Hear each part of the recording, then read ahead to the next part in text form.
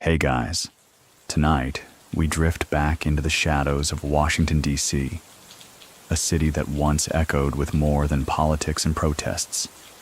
In the 1980s and 90s, the streets told their own stories, full of fast cars, fast cash, and the kind of men who didn't blink when a gun was drawn. In those alleys, beneath those flickering street lamps, there was one name that whispered louder than the rest: Wayne Perry. You'd hear it said, not with admiration, but with a mix of fear and awe. A hitman so cold he could be sipping soda one minute and disposing of a body the next. So calculated that he became a myth while still breathing.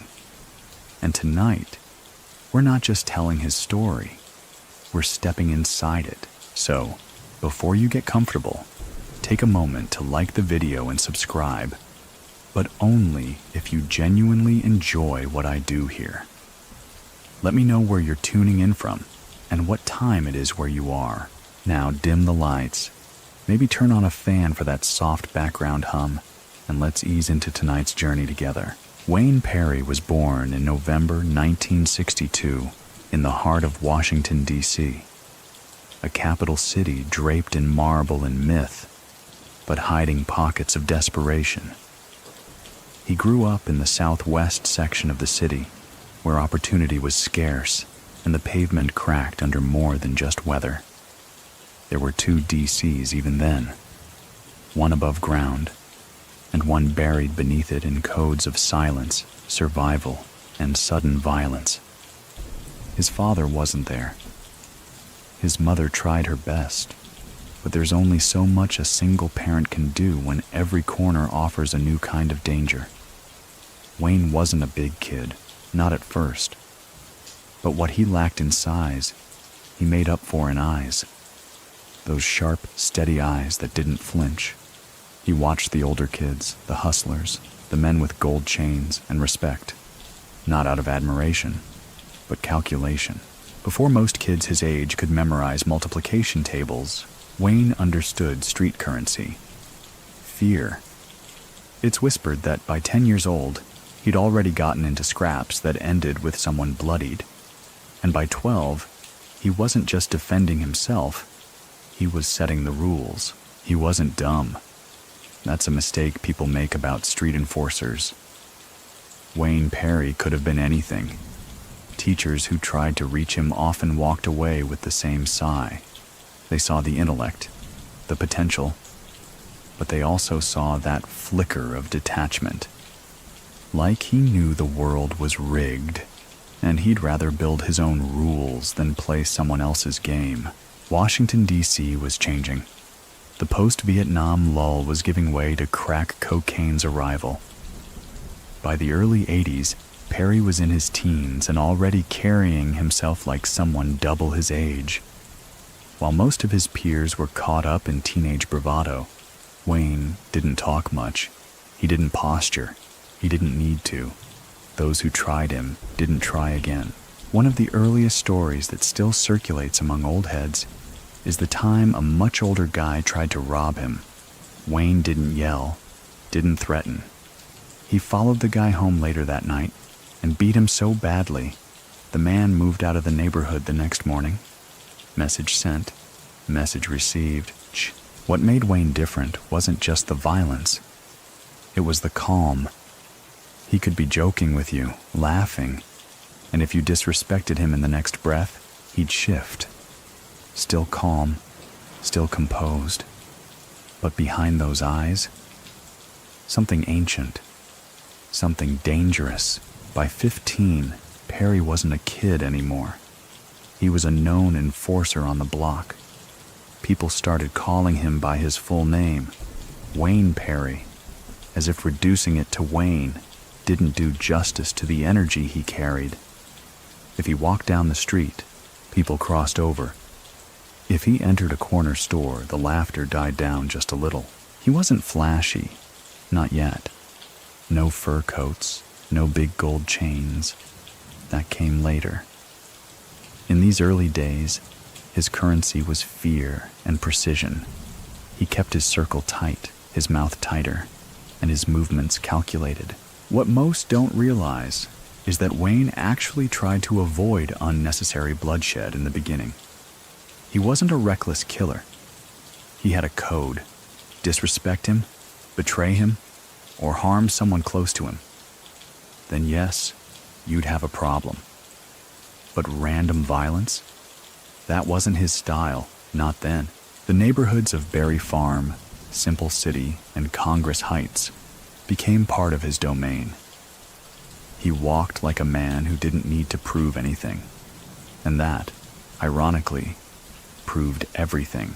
Many people still think that had he chosen a different mentor, a different influence, Wayne Perry could have gone legit. Maybe military, maybe law enforcement. He had the focus, the strategy, the fearlessness. So what do you think? Would that path have changed anything, or just delayed the inevitable? There's one moment, early in his story, that people close to him recall. He saw a group of kids roughing up a smaller boy near a basketball court. He stepped in, not with fists, but with a stare and a question. "Y'all feel strong jumping one kid?" The bullies left. The boy ran. Wayne didn't chase clout. He just believed in a different kind of justice. And that sense of justice, twisted, street-bound, unbending, would become his identity. By the time he turned 17, D.C. was already muttering his name, quietly, carefully. And Wayne? He was just getting started. Southwest D.C. didn't raise saints. It raised survivors. And Wayne Perry was its most potent creation. As he stepped into adulthood, the city around him was imploding. The crack epidemic wasn't a rumor anymore. It was on every corner, in every conversation, bleeding into families and draining the life out of neighborhoods that had already been on life support. Perry didn't jump into the drug game right away. That wasn't his lane. His instinct leaned toward enforcement, not distribution. In a world where everyone was trying to flip packs, he built his worth protecting those packs. He didn't sell dope. He protected the ones who did and eliminated the ones who didn't pay up. By 1980, D.C. was considered the murder capital of the country. Bodies fell like seasons changed. But even in that chaos, Perry stood apart. His name didn't just echo on the block. It radiated into prisons, into New York, into places where hitters and dealers alike took note. He wasn't loud. He didn't boast. But he moved with the kind of confidence that made guns irrelevant. Because by the time you reached for yours, he'd already decided whether you lived or died. Those who crossed him weren't always shot. Some were just never seen again. Others turned up in alleys or basements, and the stories around those endings were as brutal as they were consistent. Clean, fast, and utterly without remorse. One local legend says he once walked alone into a crew's hangout, looked the leader in the eye, and said, "You got until tonight to fix that disrespect." The next day, not only was the debt paid, the crew sent a case of champagne as apology. Wayne didn't even open it, just gave it to a kid selling candy on the block. He had a code, but it wasn't soft. He didn't believe in second chances, and he didn't repeat himself. His philosophy was simple. If you don't handle your business, he will. And if he handles it, you won't walk away. Still, those who knew him best remember something odd. He loved kids. Wayne Perry never harmed children. He gave money to single mothers in his neighborhood, paid for groceries, quietly, no ceremony, just folded bills and a nod. To some, it made him complex. To others, it made him dangerous. Because mercy, when selectively applied, is still mercy withheld. It wasn't long before his services became valuable. Not just in D.C., but in Baltimore, Richmond, even as far as Philly. Drug lords whispered his name when they needed a problem handled. Wayne didn't advertise. His reputation did the talking. And his price? High. But worth every dollar to those who feared retaliation. What many don't understand is that Perry's violence wasn't always reactionary. He believed in preemption. If he thought you might turn, he didn't wait to find out. That kind of paranoia made him lethal and also kept him alive. A lot of guys in the game went down because they played chess like it was checkers. But Wayne? He played like a man who already knew all the endgames. There's a moment, told in hushed tones, about a time he walked past a rival dealer who had just insulted him the day before. Instead of reacting, he nodded, asked how the man's mother was doing, and walked on. The man slept easy that night. By morning, he was gone. No sound, no witnesses, just gone. That was Wayne. He didn't need rage. He just needed a reason. Yet, there were glimpses of something else inside him. An internal battlefield. He was close to his grandmother, who raised him with values foreign to the streets. Respect your elders. Don't lie. Stand on your word. It may seem contradictory for a hitman to hold those ethics, but contradictions were Perry's currency. At the same time, D.C. was becoming a war zone. Gangs like the Rayful Edmond crew were rising. Violence wasn't just common, it was expected. And while Wayne wasn't part of a crew per se, he orbited them like a moon, cool, quiet, and always watching. In those days, the streets belonged to the loudest dealers, the ones with convertibles, gold ropes, loud jackets. Wayne didn't care for flash, he cared for control. And his control wasn't loud, it was surgical. He'd enter a party and heads would turn. Not because of what he wore, but because of what followed him. Silence, tension, and just a trace of dread. You didn't want him to speak to you. If he did, you listened. If he whispered, you ran. It's worth pausing here to mention a historical fact. At the height of the crack era, D.C. had nearly 500 homicides a year. The police were overwhelmed, witnesses were rare, and the courts drowning in paperwork. This was the backdrop to Wayne's rise, a perfect storm of fear, silence, and opportunity. Many people still think that Wayne could have walked away early on. There were chances, there were moments, but whether it was pride, loyalty, or a belief that this was his calling, he never took the exit. One of his earliest brush-ups with law enforcement ended in dropped charges due to lack of witnesses. That became a pattern. Everyone knew what he'd done. No one wanted to say it. His nickname hadn't emerged yet, but the streets were watching. And Wayne?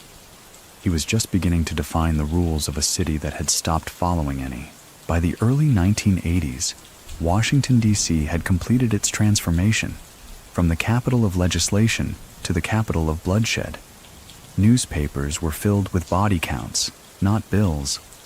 Sirens replaced street music.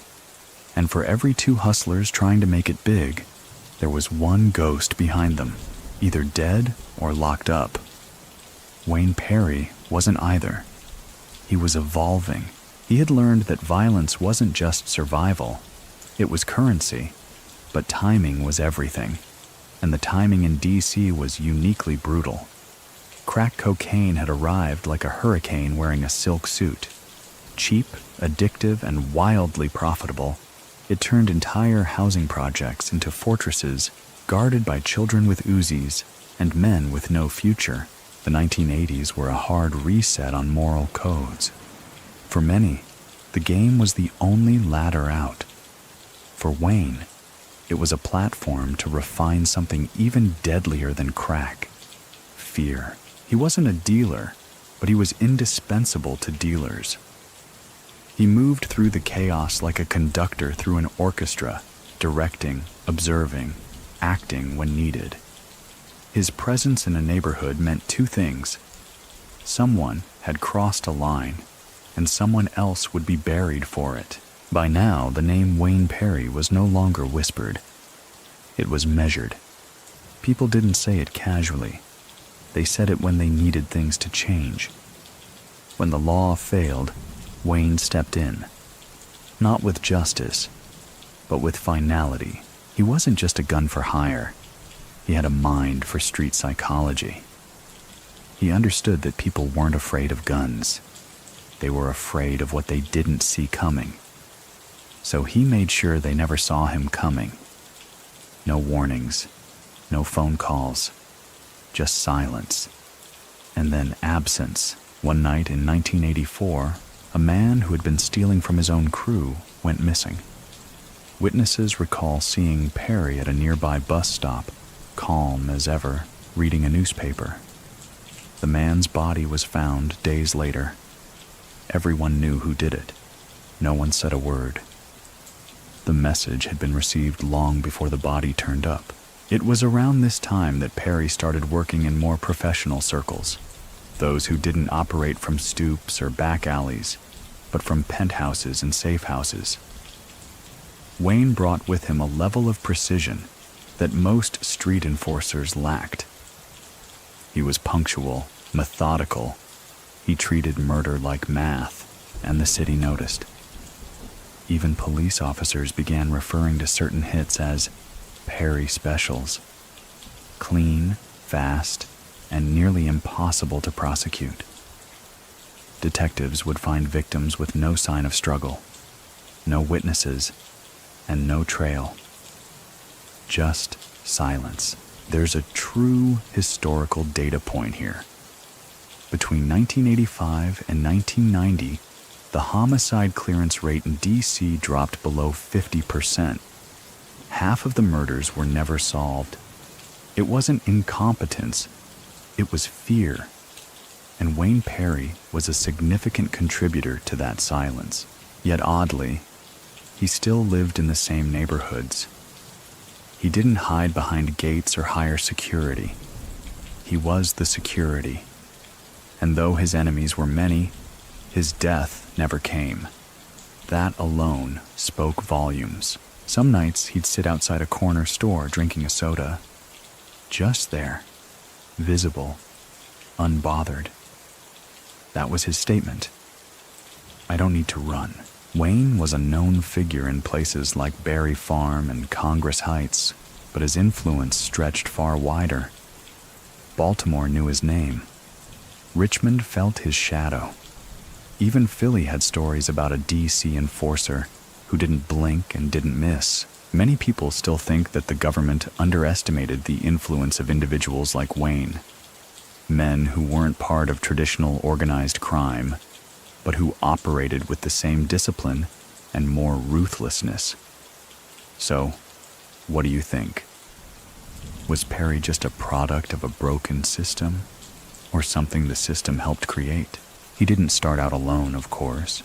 He had a circle. Men who moved with him, drove for him, sometimes executed for him. But even among them, he stood apart. He didn't tolerate mistakes. One rumor says he once punished a close friend, not for disloyalty, but for lateness. If time don't matter, he said, neither does life. And yet, there were still flashes of humanity. Kids still ran up to him asking for money. He always gave them some.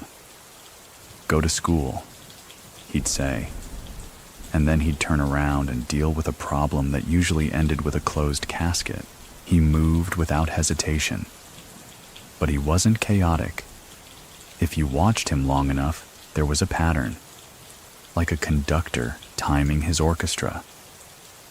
But unlike music, his notes ended in silence. In 1986, the district was nearing full saturation.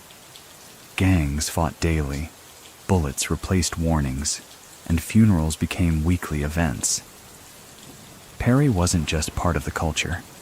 He was one of its architects, yet He still hadn't met the man who would define his legend. That moment was coming, and when it arrived, everything about Wayne, the fear, the fame, the blood, would multiply tenfold. But even before that partnership, he had become more than just a killer. He was an institution. Parents warned their kids with his name. Dealers weighed their decisions against what he might think. And enemies? Well, they didn't last long enough to become rivals. Wayne Perry was no longer rising.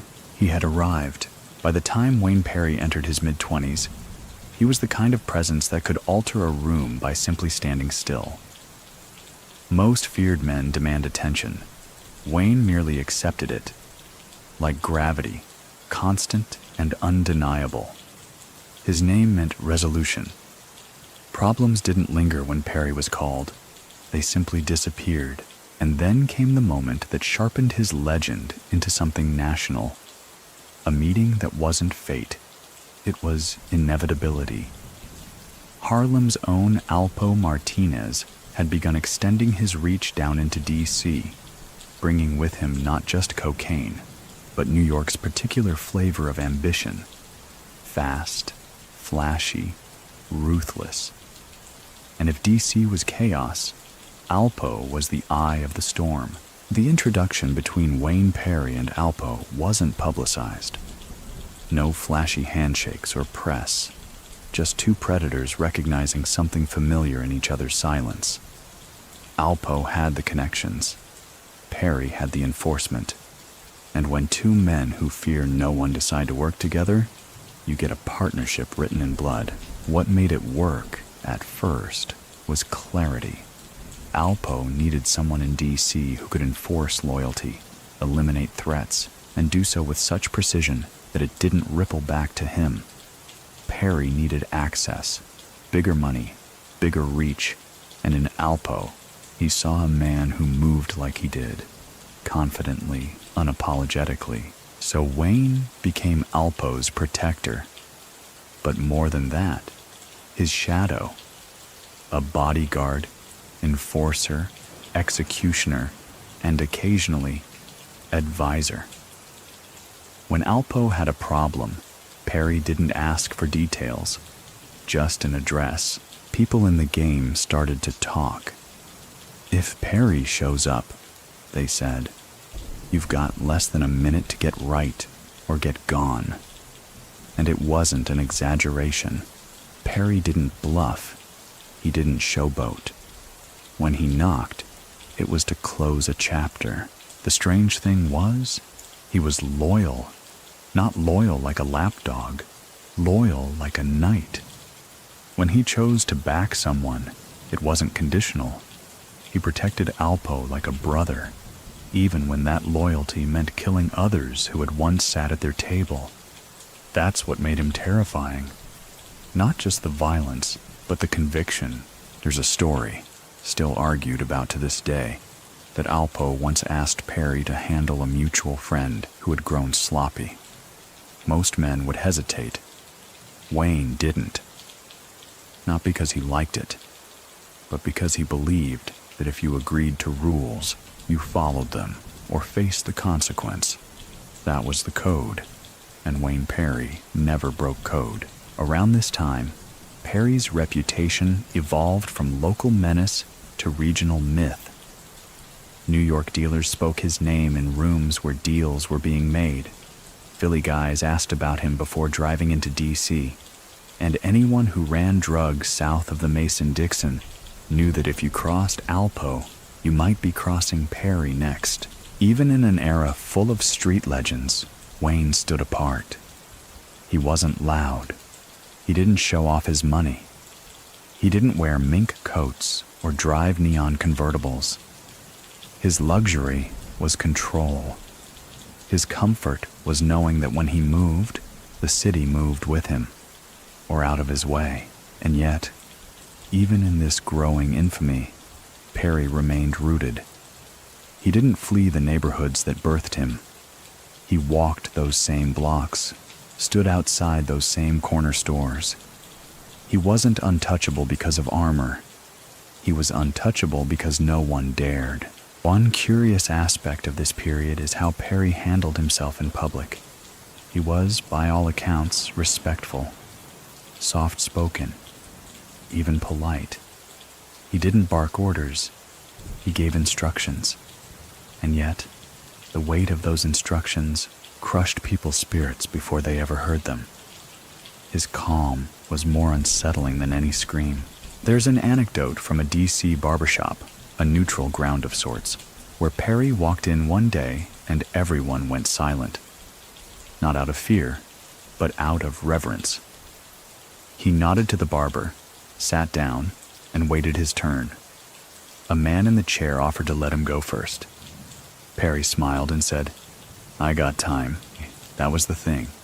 He never rushed, never fidgeted. Because when you own the room, the clock doesn't tick without your permission. Many people still think that Wayne Perry wasn't just a product of the streets, but the streets' ultimate version of accountability. In a world full of backstabbers and opportunists, he was a man of his word, even if that word came wrapped in violence. So what do you think? Was his loyalty a virtue or just another weapon? As his partnership with Alpo deepened, so did the body count. And not all were enemies. Some were warnings. Perry became a specialist in sending messages, without words, without paper, without sound, just absence. One day, someone's there. The next, they're not. That was his language. And though Alpo appreciated Perry's efficiency, others in the network grew uneasy. Not because Perry made mistakes, but because he didn't. He was too clean, too loyal, too cold. And when you're dealing in millions, trust becomes more valuable than gold and more fragile than glass. Still, for a time, the partnership was untouchable. DC and Harlem were connected by an invisible wire pulled tight between two very dangerous men. Perry made sure it never snapped, but wires wear thin, and tension, no matter how quiet, builds. For now, though, the alliance held, and in Wayne's quiet shadow, Alpo thrived.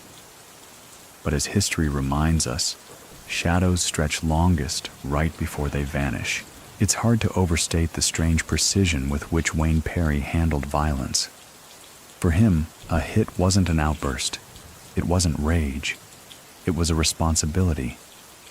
And once that responsibility was accepted, it was completed with such efficiency that people began comparing his work to military operations. Except Perry didn't need a team. He needed a reason. This was the era of shoe money. Street-level hustlers in D.C. made enough from a single night to buy out entire malls. Perry had no interest in selling, but the streets had a funny way of rewarding those who could maintain order. If you scared the right people and silenced the wrong ones, you didn't have to push weight.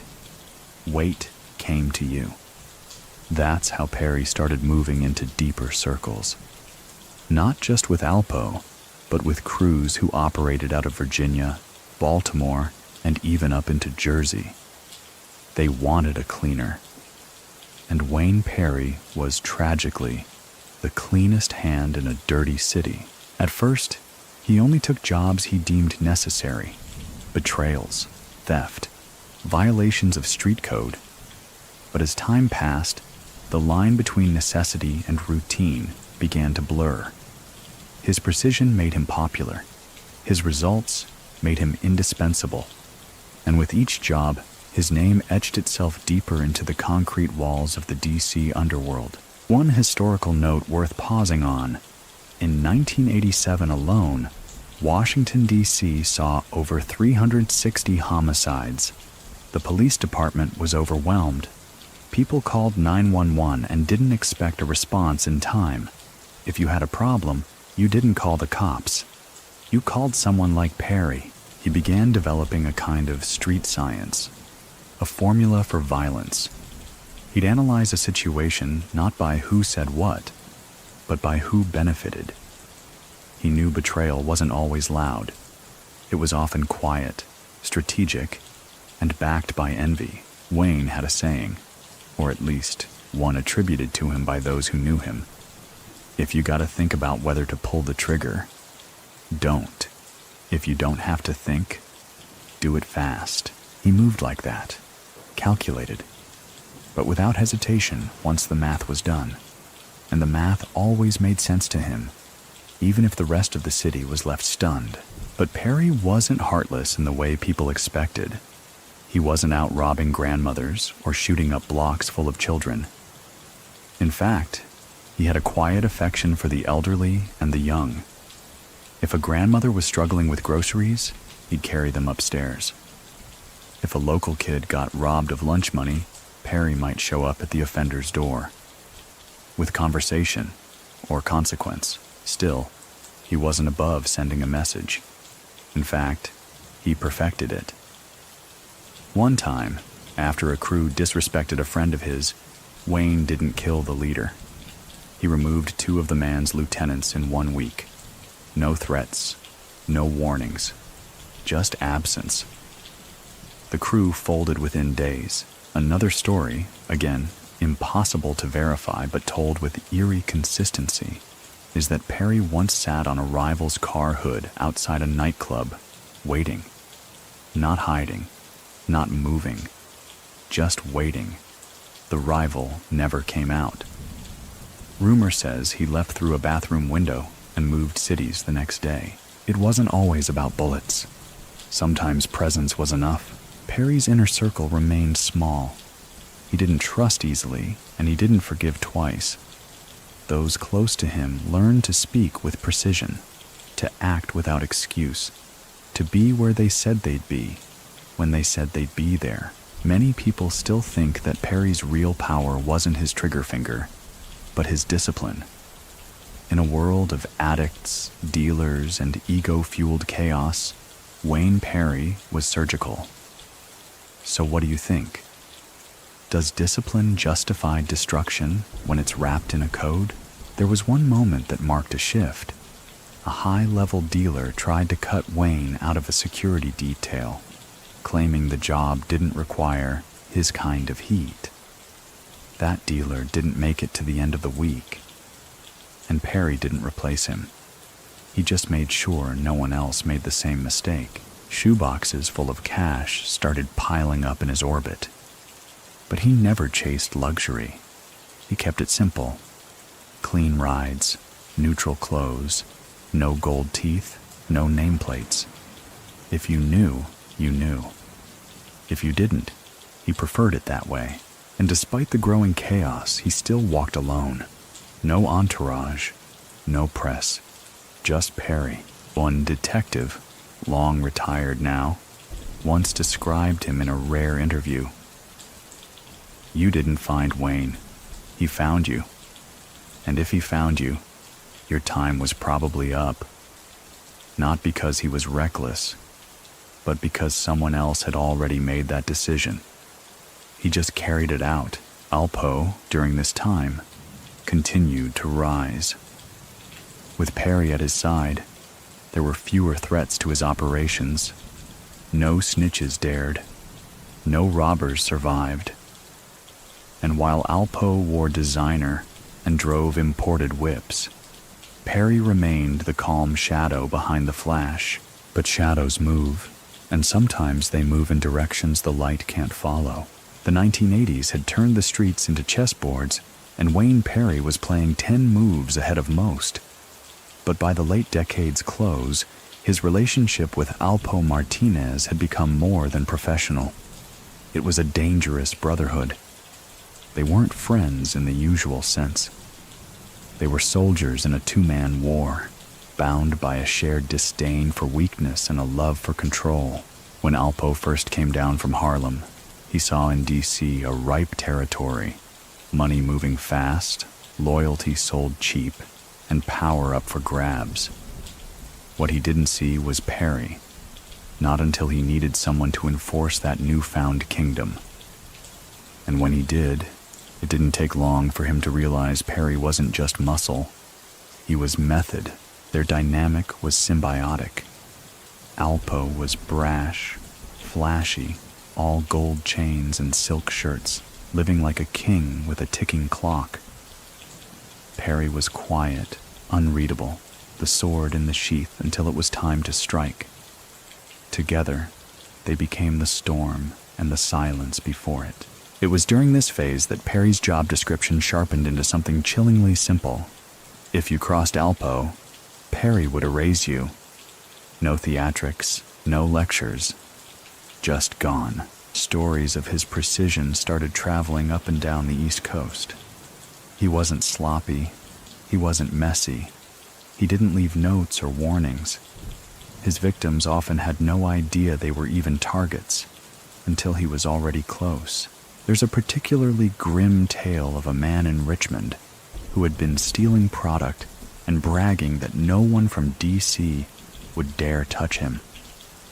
2 days later, he was found in the trunk of his own car. Neighbors said a man matching Perry's description had been seen buying a soda down the street. Calm, casual, completely undisturbed. Wayne didn't enjoy the act. That's something people get wrong. He didn't smile in blood.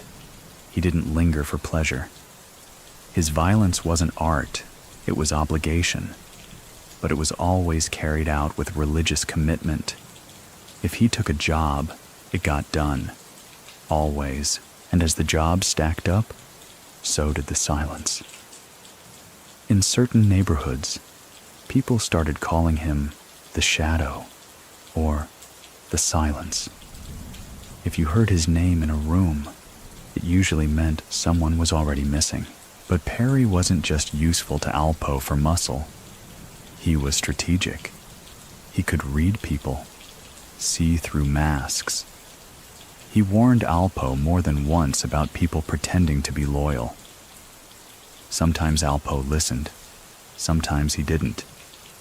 And in those cracks, trouble began to sprout. Still, the partnership thrived for a time. They moved together, almost seamlessly. If Alpo needed to make a statement, Perry wrote it in blood. If Perry needed resources, Alpo provided them. It's important to remember the historical context here. By 1989, DC's homicide rate had reached its peak. More than 450 people were murdered that year, and many of those cases were linked, directly or indirectly, to the ripple effects of Perry and Alpo's rise. Law enforcement noticed. They didn't always have names, but they saw the patterns. Bodies dropped when certain players moved. Phone lines lit up after specific license plates were spotted. And yet, no one would talk. Witnesses vanished. Evidence evaporated. The streets were mute. Perry's code had spread. One DEA agent later remarked, "People were more afraid of Wayne Perry than prison." That tells you something. Many people still think that Perry and Alpo could have created a criminal empire to rival the mafia if paranoia hadn't gotten in the way. So what do you think? Could they have lasted if they'd trusted each other longer? Or were they always destined to implode? The truth is, even in the middle of dominance, cracks began to show. Alpo was impulsive. He liked attention. He chased fame as much as he chased money. Perry wasn't built for that. He believed in discipline, silence, and above all, respect. Their differences started small. An argument here, a disagreement there. But those moments added up. Perry didn't complain.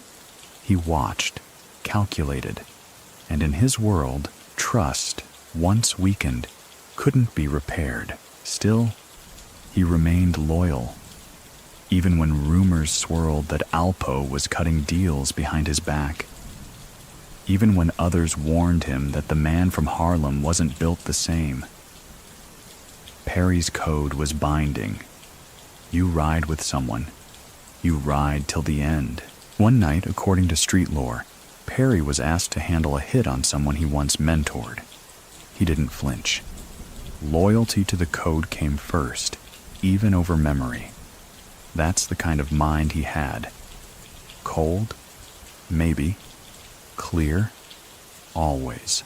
But beneath the calm, something had shifted. He didn't talk about it, but those closest to him noticed a change. He smiled less, if that was possible. He stayed up later. He walked alone more often. Not out of fear, but out of awareness, as if the game he'd helped perfect was beginning to fray at the edges. He once said to a friend, "Even the best chess players get caught slippin' if they stare at the king too long." It was cryptic, like most things Perry said. But looking back, it was a sign, a whisper of what was coming, because soon the hits would get riskier, the streets louder, and Alpo, he'd start playing his own game, one that didn't include loyalty. And in the middle of it all, Wayne Perry, the man who feared no one, would find himself facing the one force he couldn't silence: betrayal. By 1990, Wayne Perry wasn't just enforcing Alpo's empire, he was the empire's insurance policy. His presence meant no one questioned orders. His silence meant those orders didn't echo through back alleys. And his results? Well, they spoke in ways the courts couldn't hear. He had become, by this point, something of a whispered icon, not just in D.C., but in every city where money changed hands and silence was more valuable than gold.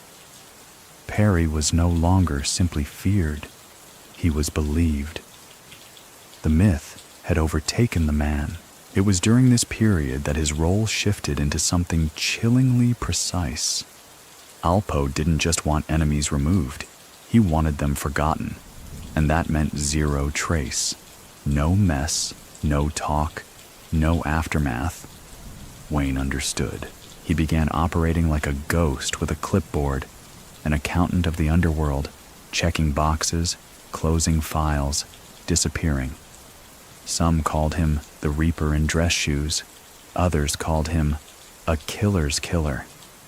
But no matter the nickname, the results were the same. If your name reached Wayne's ears, your days were likely measured in single digits. But something had begun to turn. The assignments were changing. No longer strictly about defense or code violations. Now they were preemptive. Paranoia from above had started trickling down. Alpo, always flamboyant and theatrical, had begun to see betrayal in shadows where there was none. And Wayne? He followed orders, but he didn't follow blindly. Still, the jobs kept coming. One man, a mid-tier dealer in Alexandria, was suspected of feeding intel to a rival crew. Alpo wanted him gone. Wayne handled it efficiently. But when word came back that the man hadn't betrayed anyone at all, Perry didn't flinch. "Should have picked better friends," was all he said. He was getting colder. Not messier, just colder. As if something inside him had finally given up hope for logic or fairness. He wasn't the same man who once lectured corner kids about school. He still gave out cash now and then, but his eyes didn't linger long. His trust had evaporated, and with it, the thin humanity that used to hover behind his stare. Many people still think that Perry never fully trusted Alpo, even at their peak. He worked with him, yes, but trust? That was reserved for something purer. So what do you think?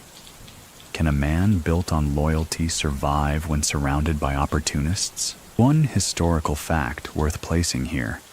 By the early 90s, Washington, D.C. began investing more heavily in law enforcement surveillance and federal coordination. Wiretaps, informants, undercover buys. It all started gaining momentum. What used to be whispered was now being recorded. And Alpo, for all his charm and firepower, had a flaw. He liked to talk. Wayne didn't. And that made him both harder to catch and harder to understand. But it also isolated him. He became the one guy in the room who didn't laugh when Alpo cracked a joke, who didn't light a cigar when a big deal went through, who didn't nod when someone hyped him up, because Wayne Perry knew what many of them didn't. Longevity in this game wasn't about celebration. It was about silence, but the silence couldn't stop what was coming. One job in particular stands out.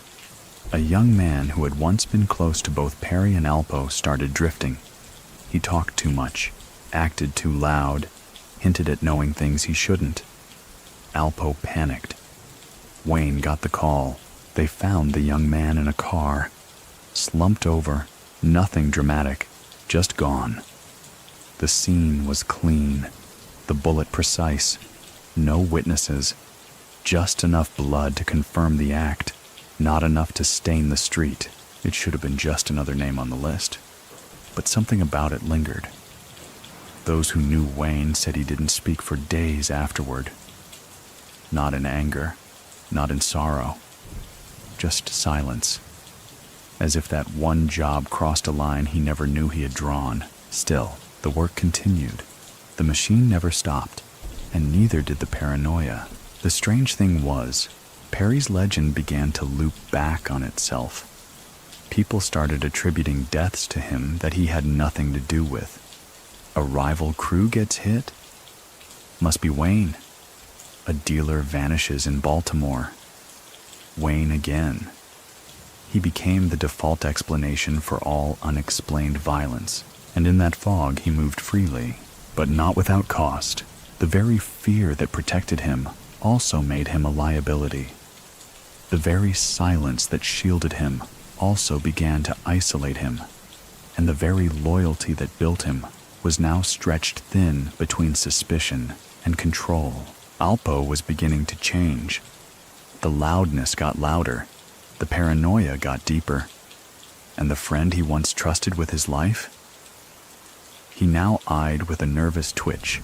Wayne Perry didn't say anything, but he felt it, and he knew.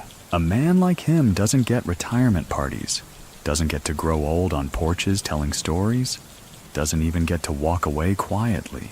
He gets a choice, silence or betrayal. And for a man like Wayne Perry, betrayal was a death long before the bullet ever came. Wayne Perry's methods were never flashy, but they were chilling in their efficiency, almost mechanical, like the movements of a watch no one dared open. By now, even the boldest of dealers in D.C. knew the stories. They didn't need confirmation. They'd seen enough friends vanish. They'd seen enough silence hang in the air like smoke. That's when people started calling him the Gemini of D.C. Not for his birth sign, but for his dual nature. Cool logic paired with explosive capacity.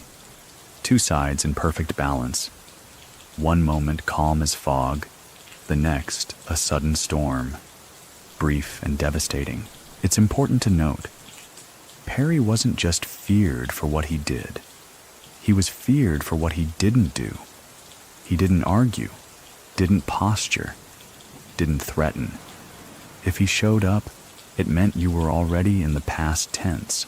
It was during this time that he allegedly developed one of his signature habits. Before a job, he'd shave, dress sharp, clean shoes. He wasn't trying to look good.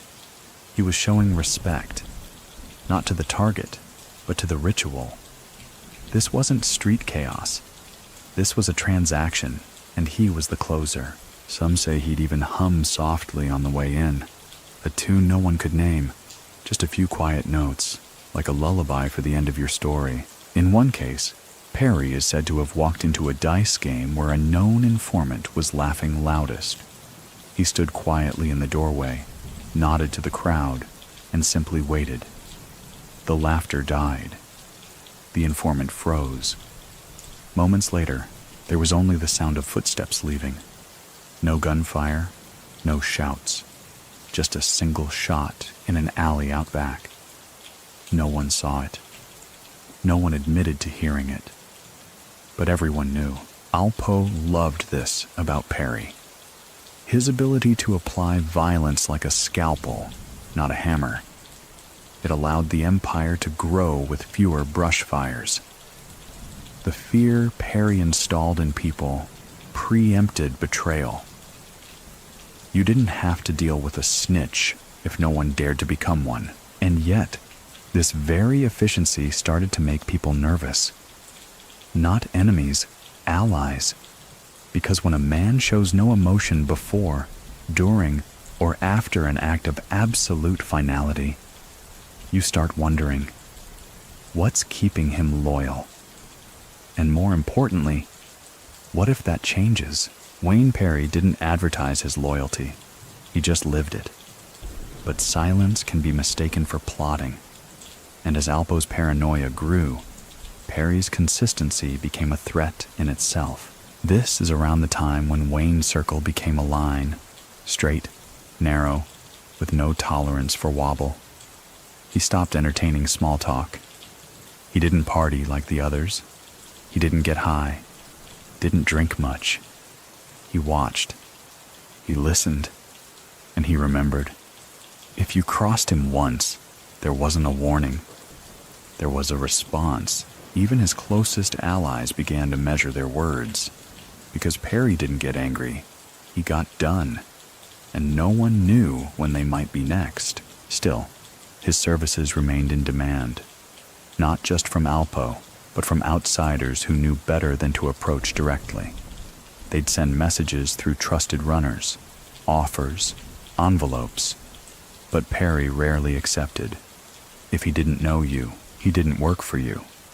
His code remained strict.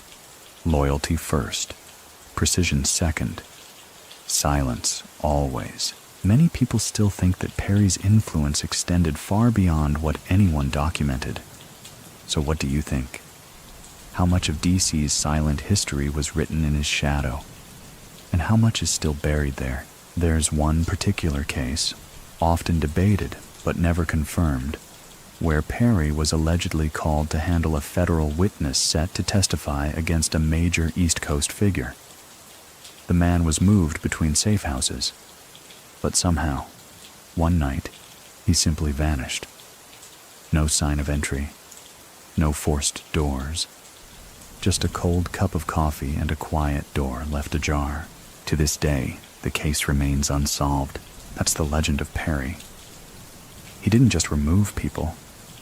He removed doubt. When he acted, there were no loose ends. Only questions no one dared ask. But behind the scenes, the foundation was shaking. Alpo was growing erratic. He'd begun talking more, trusting less. Perry noticed. Of course he did. The same instincts that kept him alive were now screaming. He didn't voice concern.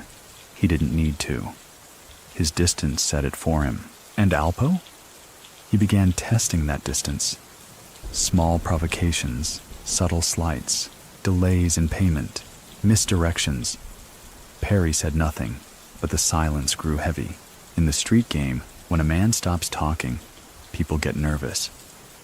When Wayne Perry stops talking, people start preparing funerals. There's a moment, still whispered about, where Alpo invited Perry to a club gathering. Loud, crowded, full of flash. Perry declined. No reason given, just a nod. And in that moment, Alpo reportedly turned to an associate and muttered, "He's slipping." But Perry wasn't slipping.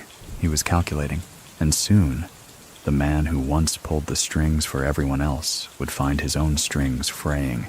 Because the Gemini of DC wasn't just a nickname, it was a prophecy. There's something unsettling about a man who never raises his voice, especially when that man has buried more truths than cemeteries ever could. By now, Wayne Perry had carved out a level of fear that didn't require reminders. You didn't need to see him to feel him. You just needed to remember the people who were no longer around. And yet, despite the mythos and the blood, Perry still held close to one principle: don't play with friends. But the streets had long since stopped playing fair. The cracks began quietly, Friends began disappearing, not with bang or broadcast, but with quiet confusion. A call unanswered, a car left running, a knock with no answer.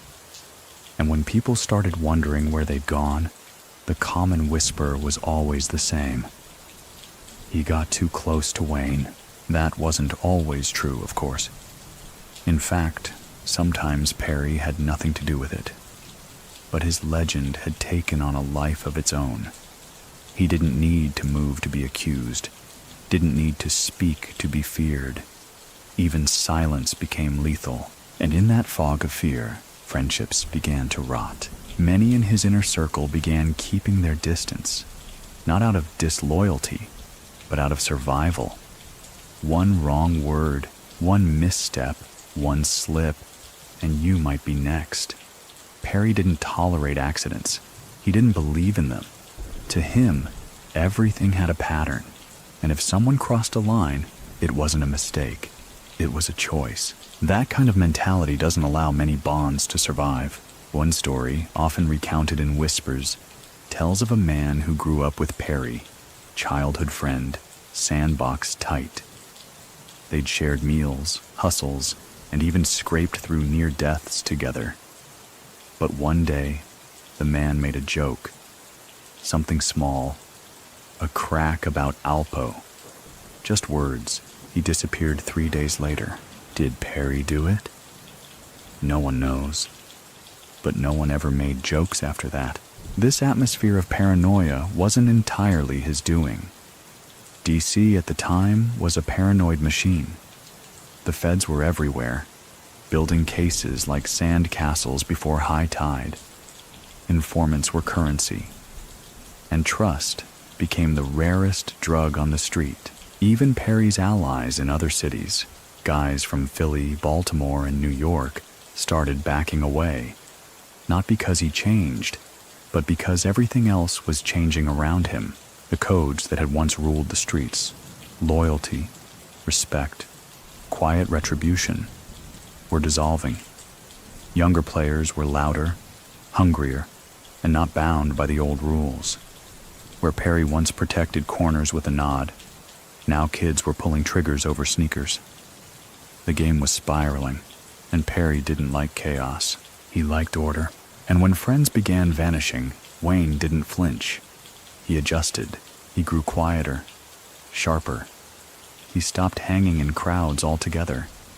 Stopped answering his pager unless he recognized the number. He even started switching cars twice a day, not because he feared rivals, but because the line between friend and foe had blurred beyond recognition. There was a woman in his life around this time, quiet, humble, not from the street. She worked in a hospital. They kept it low. No jewelry, no cohabitation, no photos. She later told a journalist, off record, that Wayne was polite, funny even, but he never turned off the switch. Not once. Even in love, he was locked in. That wasn't just exhaustion. That was preparation. Because he knew, he always knew, that betrayal doesn't shout. It whispers. And in those final months of his street career, the whispers got louder. Alpo had grown flashy beyond control. He started cutting deals behind Perry's back, started second-guessing hits, started building connections that didn't include the man who once cleared his path. Wayne noticed, and so did others. The silence between them grew like a wound. What once had been brotherhood now resembled a negotiation. Perry didn't argue. He didn't ask questions. He just started moving like a man on his own time. Many people still think that if Alpo had kept the loyalty pure, Perry would have died for him. So what do you think? Does every empire fall from betrayal? Or do some fall from boredom? There's another name, one of Perry's so-called inner crew, who also vanished. He was last seen stepping into a gray sedan outside a corner store. No witnesses. Just a smudge of tire tracks and an empty candy wrapper left near the curb. No one ever confirmed who picked him up, but everyone assumed Perry didn't kill out of anger.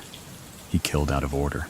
And in a world that had become loud and sloppy, he still moved with the elegance of a surgeon.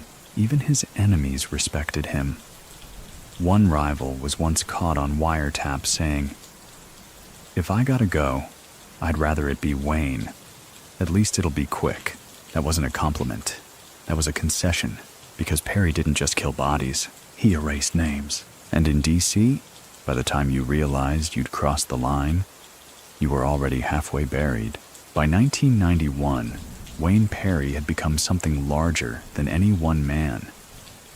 His legend walked into rooms before he did. Sometimes it walked in without him at all. People were terrified of a silence that might not even be his, just in case. When someone disappeared in D.C., there was a phrase used so often it might as well have been scripture. Perry must have touched him, but Perry didn't touch everyone. He didn't need to. That was the genius and the terror of his presence. His power came not from chaos, but from control. The kind of control you can't buy. The kind that makes even the wildest men sit straighter, speak softer, and look over their shoulders. Twice. The old one. Respect, discipline, loyalty, and above all, consequences. There was no negotiation with Perry. If you messed up, there wasn't a sit down. There wasn't a slap on the wrist. There was silence. And silence always came before the storm. That's what made him untouchable for so long. He didn't act out of ego, didn't grandstand, didn't post up in public. Perry moved like a wraith. He was surgical, and he expected everyone around him to follow suit. One local dealer said years later, "Wayne was the only dude who could look you in the eye, nod once, and make you feel like you'd already been judged." This ironclad consistency turned him into a street godfather, not in the mafia sense, but in the mythic one. Neighborhoods whispered his name not out of gossip, but reverence. Grandmothers knew him. Barbers knew him. Even the corner kids, too young to remember his rise, knew better than to speak his name without weight. But it wasn't just fear. Some people respected him, truly. Because Perry didn't prey on the weak. He didn't rob, didn't cheat, didn't extort ordinary people. He punished betrayal, not poverty. His targets were usually those who'd betrayed trust, violated codes, or stepped out of line in the game. That line, the code, was everything to him, and he enforced it, not with fury, but with unwavering certainty. There's a moment often repeated by those close to the streets. A young dealer was caught stealing from his own crew. Nothing major, just a few ounces skimmed here and there. Alpo, impatient, wanted it handled. Fast. Wayne oddly paused, not because he had sympathy, but because the kid was just a kid. He gave the young man a single sentence. "Put it back and disappear." The kid did. Some say he moved to Atlanta and never touched the game again. Others say he ended up in prison later. Either way, he lived. That might not seem like much, but for Perry it was monumental. A rare choice to spare, a crack in the steel. But cracks are dangerous when the whole structure is built on silence, and the silence around Perry was growing louder. The game itself was shifting. Younger players were brash, reckless. The loyalty that once held crews together was dissolving into jealousy and snitching. And as the streets changed, Perry began to feel like a relic, a god in a city that no longer believed. Still, he moved with the same precision. He dressed sharp, always clean, shoes polished, eyes alert. He was still getting jobs, still eliminating threats, still keeping Alpo's empire from crumbling under its own weight.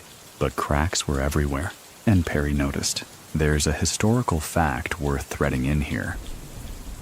By the early 90s, the FBI and DEA had ramped up joint task forces aimed specifically at high-volume urban drug rings. DC was on their radar, and thanks to Alpo's increasingly public lifestyle, They didn't have to look far.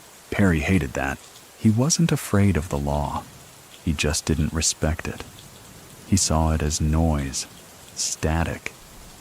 But that noise was starting to interfere with the signal. He once told an associate, "This ain't war anymore, it's theater, and I don't do theater." And yet, he was still loyal. Still riding with Alpo. Still protecting a man whose actions were growing sloppier by the week. That's the thing about Perry. He didn't quit people, even when they deserved it. Many people still think that Wayne knew Alpo would betray him long before it happened. So, what do you think? Was Perry just honoring his code to the end? Or hoping the man he protected might still come around? Because even as Alpo grew louder, Perry stayed steady. There's one final story from this chapter. A quiet night outside a corner liquor store. Perry parked his car, got out, bought a single ginger ale, and leaned against the hood for 10 minutes, just watching the street. Not scanning, not plotting. Watching, like a man reading the final pages of a book he already knew the ending to. One local who passed by said later, he didn't look worried, just tired, like someone who's been holding back the flood for too long, because Perry could enforce the code, but he couldn't hold the city together. And soon, even he would be forced to face what happens when fear isn't enough. In the underworld, fear is currency, but reputation is law. And Wayne Perry's law still held. For now. But the streets were shifting beneath his feet, and Perry, ever aware, could feel the city's pulse changing from a rhythmic beat to an erratic stutter. What hadn't changed was Perry's response to disrespect. When word got around that a crew out of Southeast D.C. was moving weight on a corner Alpo had locked down, Perry didn't send a message. He didn't send a warning. He sent clarity. One morning, before most of the block had even set up shop, the rival crew found their stash house ransacked. No product, no cash, just a single chair left in the middle of the floor with one bullet lodged in its seat. It was his way of saying, you were sitting in the wrong place. No one claimed responsibility. No one had to. The street already knew. And within a day, the crew relocated, quietly, respectfully, far from Perry's radius. That was the kind of enforcement he specialized in. Not just punishment, instruction, lessons taught without lectures, only results. He'd become a philosopher of fear, teaching not with words, but with consequences. Still, even with his legend intact, Perry wasn't blind. He knew he was living in a time of diminishing returns. Violence had saturated the streets. His kind of quiet dominance was being drowned out by wildcard shooters, trigger-happy teenagers, and careless loyalty. The new generation didn't understand discipline. They understood chaos, and in chaos, even legends get caught in the crossfire. Alpo, meanwhile, continued his spiral. What had once been a calculated rise had become an erratic dance with destruction. He was flashing money louder than ever, changing girlfriends weekly, burning bridges, making promises to people he'd mocked just months before. And Perry? Still loyal, still cleaning up behind him, still keeping enemies at bay. But respect doesn't last when the man you're protecting becomes a liability. There's a moment, deep in the lore, when Perry confronted Alpo in a small hotel room after an out-of-town mess that almost got both of them jammed up. Perry, calm as ever, said, "You need to start thinking 3 moves ahead again, or get out the way." Alpo laughed, said something slick. Perry didn't respond, just stood, stared at the floor for a beat too long, and walked out. That walk was the beginning of the end. The trust that once flowed freely between them had dried into dust. Where Perry once saw a partner, he now saw an unpredictable variable. And for a man who lived by code and consequence, unpredictability was the ultimate red flag. Still, Perry didn't make the first move. He never did. Even as rumors swirled that Alpo had started talking to people he shouldn't, Perry remained still. And this is where the code gets tested. When you know betrayal is on the horizon, but your loyalty tells you to wait until it arrives. That waiting cost Perry more than time. It cost him allies. More than one close associate drifted away. Not because of beef, but because of fear. Fear that when Alpo went down, Perry would go down too. Guilt by association. Or worse, retribution by proximity.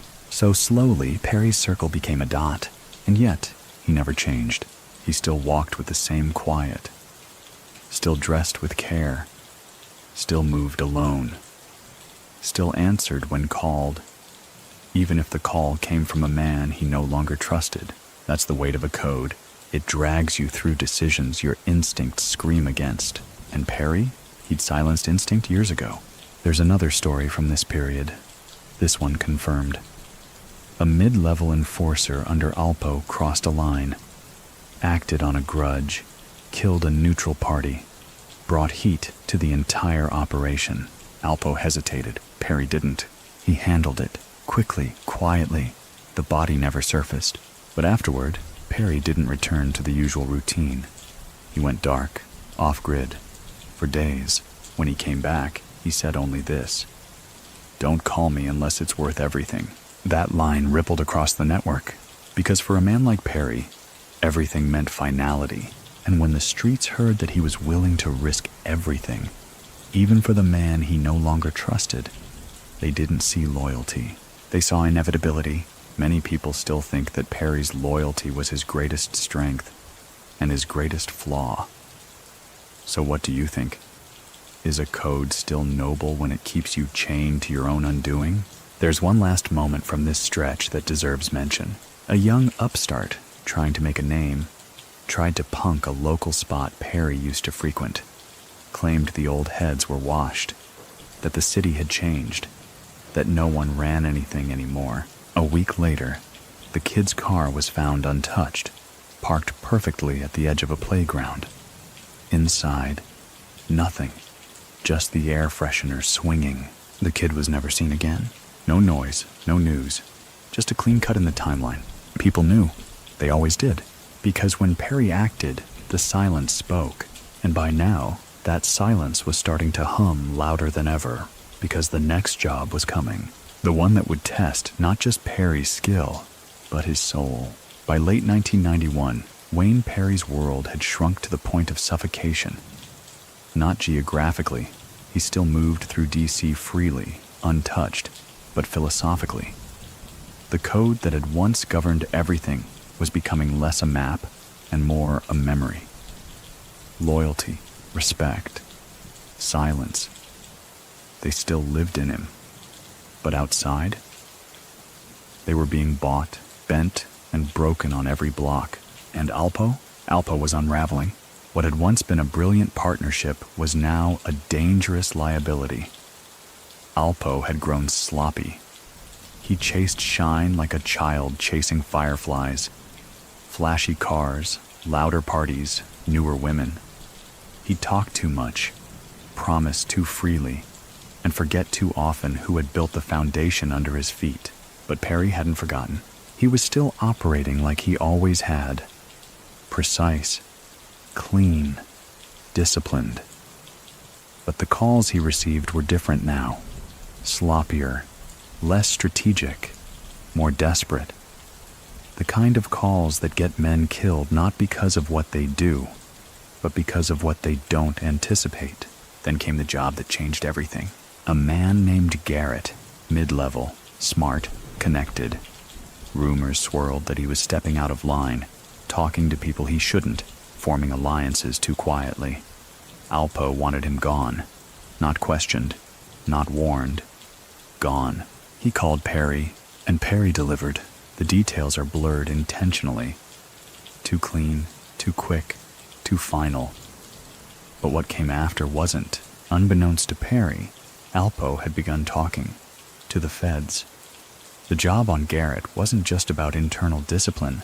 It was also a test of loyalty and a trap, because while Perry carried out the hit, the walls were already closing.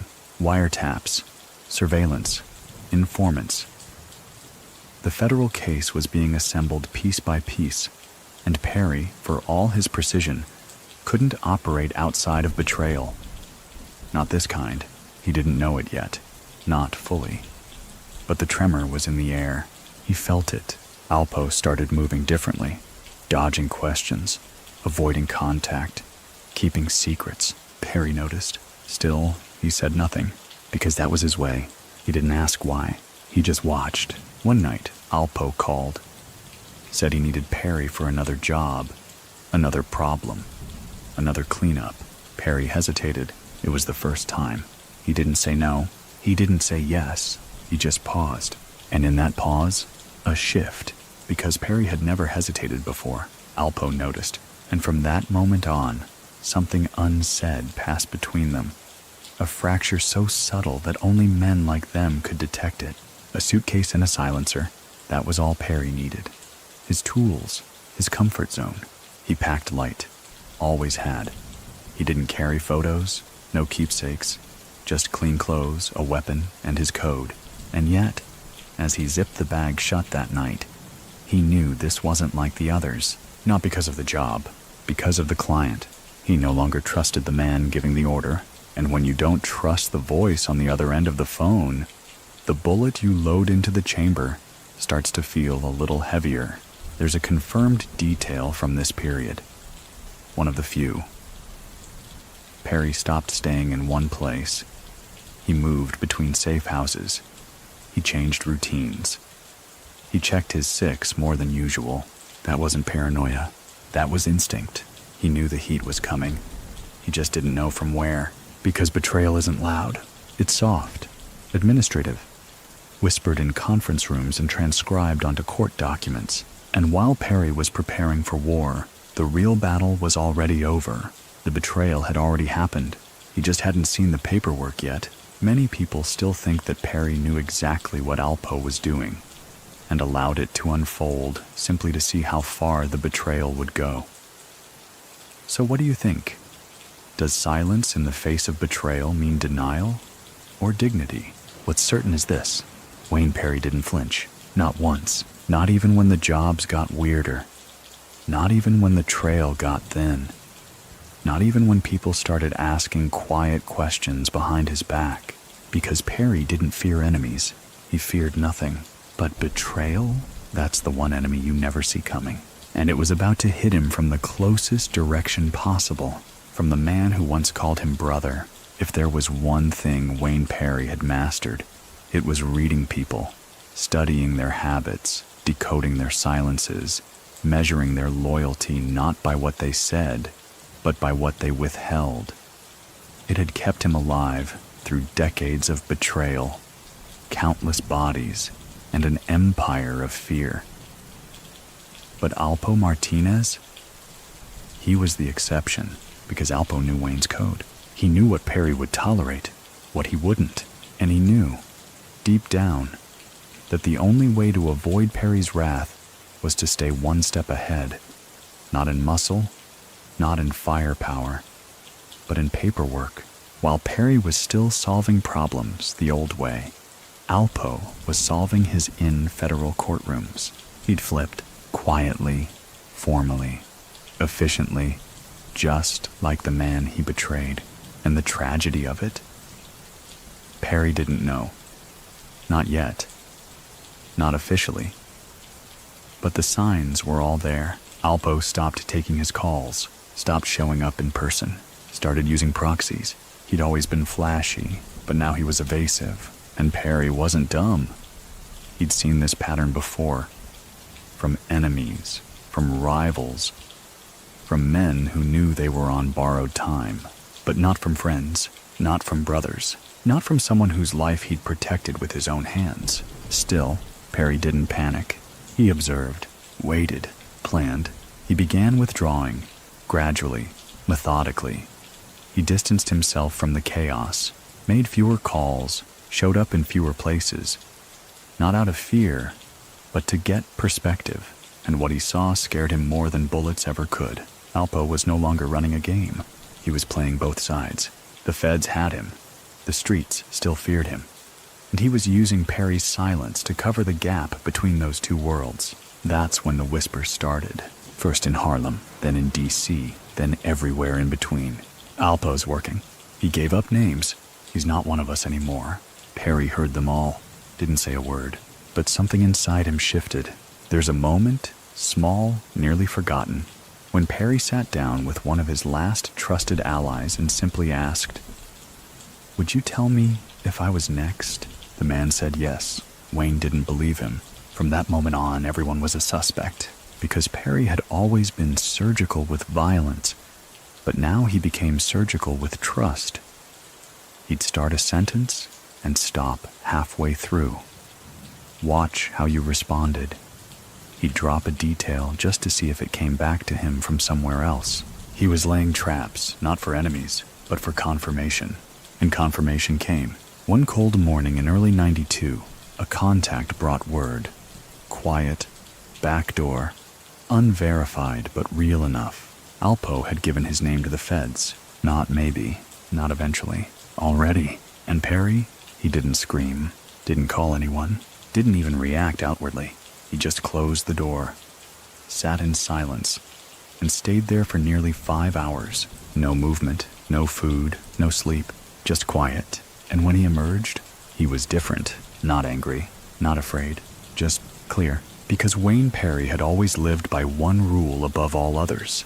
You don't betray those who would die for you. And Alpo had broken that rule in full view. Still, Perry didn't run. He didn't hide. He simply prepared, cleaned his weapons, burned old notes, wiped down his tools, and waited, because he knew what came next. Not the bullet, not the ambush, but the knock, the cold federal knock that signals the end of the old world and the beginning of a courtroom. And sure enough, within weeks it came. Early morning, quiet street, no sirens, just suits and steps and handcuffs. They didn't rough him up. They didn't drag him. They didn't need to. Wayne Perry walked himself out. No words, no resistance. And the irony? He looked calm, not because he was defeated, because he finally knew. The betrayal wasn't a theory anymore. It was on paper, signed, stamped, and sealed with the name of the only man he'd ever truly trusted.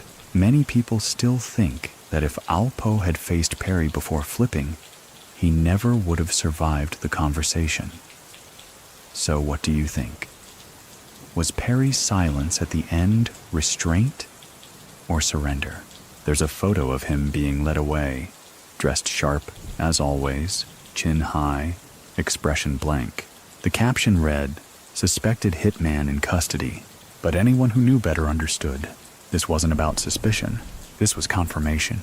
And the silence? That was just Wayne Perry saying his last goodbye. Prisons are built to break men. Steel bars, stone walls, cold floors, all designed not just to confine a body, but to wear down a mind. But when they locked up Wayne Perry, the walls had to adjust, because this was no ordinary inmate. This was a man who had lived more by silence than any guard ever could enforce. Wayne entered federal custody in 1992 with a calm that unsettled everyone around him. There was no outburst, no spectacle, just a quiet walk into a cell that felt more like a throne room than a cage. Guards watched him. Inmates watched him. And Perry? He watched everything. He was held at Lorton first, then later transferred to higher security institutions as the case against him grew. But from the moment he stepped inside, the hierarchy bent around him. Not because he was loud, but because his legend walked 2 steps ahead of him. Even inside, his name held weight. Stories followed him like shadows. New inmates would hear his name before they saw his face. That's the one from D.C., the dude who moved with Alpo. They say he handled dozens. Wayne never confirmed, never denied. He simply existed, and that somehow was louder than anything he could have said. In federal custody, respect is currency, and Perry's account was full. No one disrespected him. No one cut in his line. No one tested him. He didn't run the yard like a dictator. He didn't have to. He'd sit in the rec yard, staring at nothing, sometimes scribbling in a notebook, sometimes just watching. And when he walked, even guards gave him space. Not out of fear, out of understanding. This was a man who had stared down chaos and didn't blink.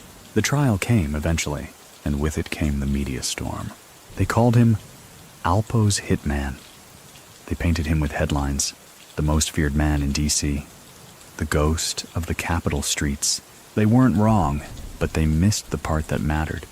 Perry wasn't just a weapon. He was a code wrapped in human skin. The prosecution had witnesses, documents, maps. But what they had, most of all, was Alpo.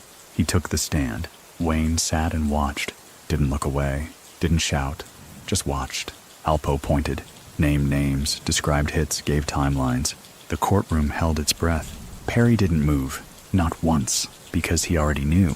He'd known it from the moment Alpo stopped answering calls. From the moment the streets got quiet in all the wrong ways. This wasn't news. This was confirmation. He was hit with multiple counts: murder, conspiracy, racketeering. The charges stacked like bricks, one after another. A mountain built out of silence and betrayal. And when it came time to speak, Perry said only what was required. No long speeches, no declarations, just clarity. He was sentenced to life. No parole. No second chances. Just bars. But in Perry's mind, he'd already been living in a prison. The real sentence was watching the world change while he stayed the same. Many people still think that Perry could have flipped too.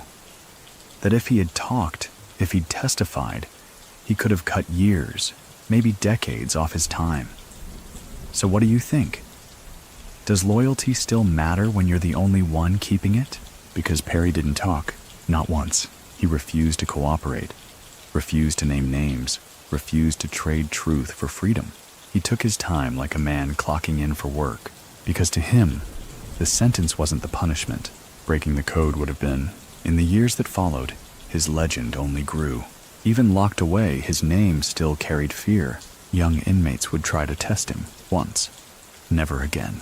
He didn't lash out, he didn't brag.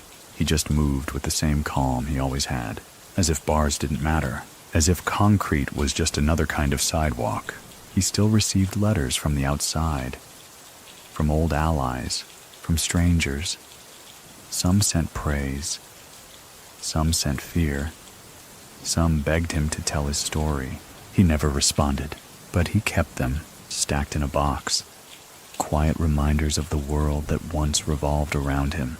And while Alpo lived free for a time, brief, flashy, hunted, Perry remained still, unmoved, unbothered, unbroken. Because even behind bars, Perry held something Alpo never did: conviction. And that, more than bullets, more than headlines, is what turned him into legend.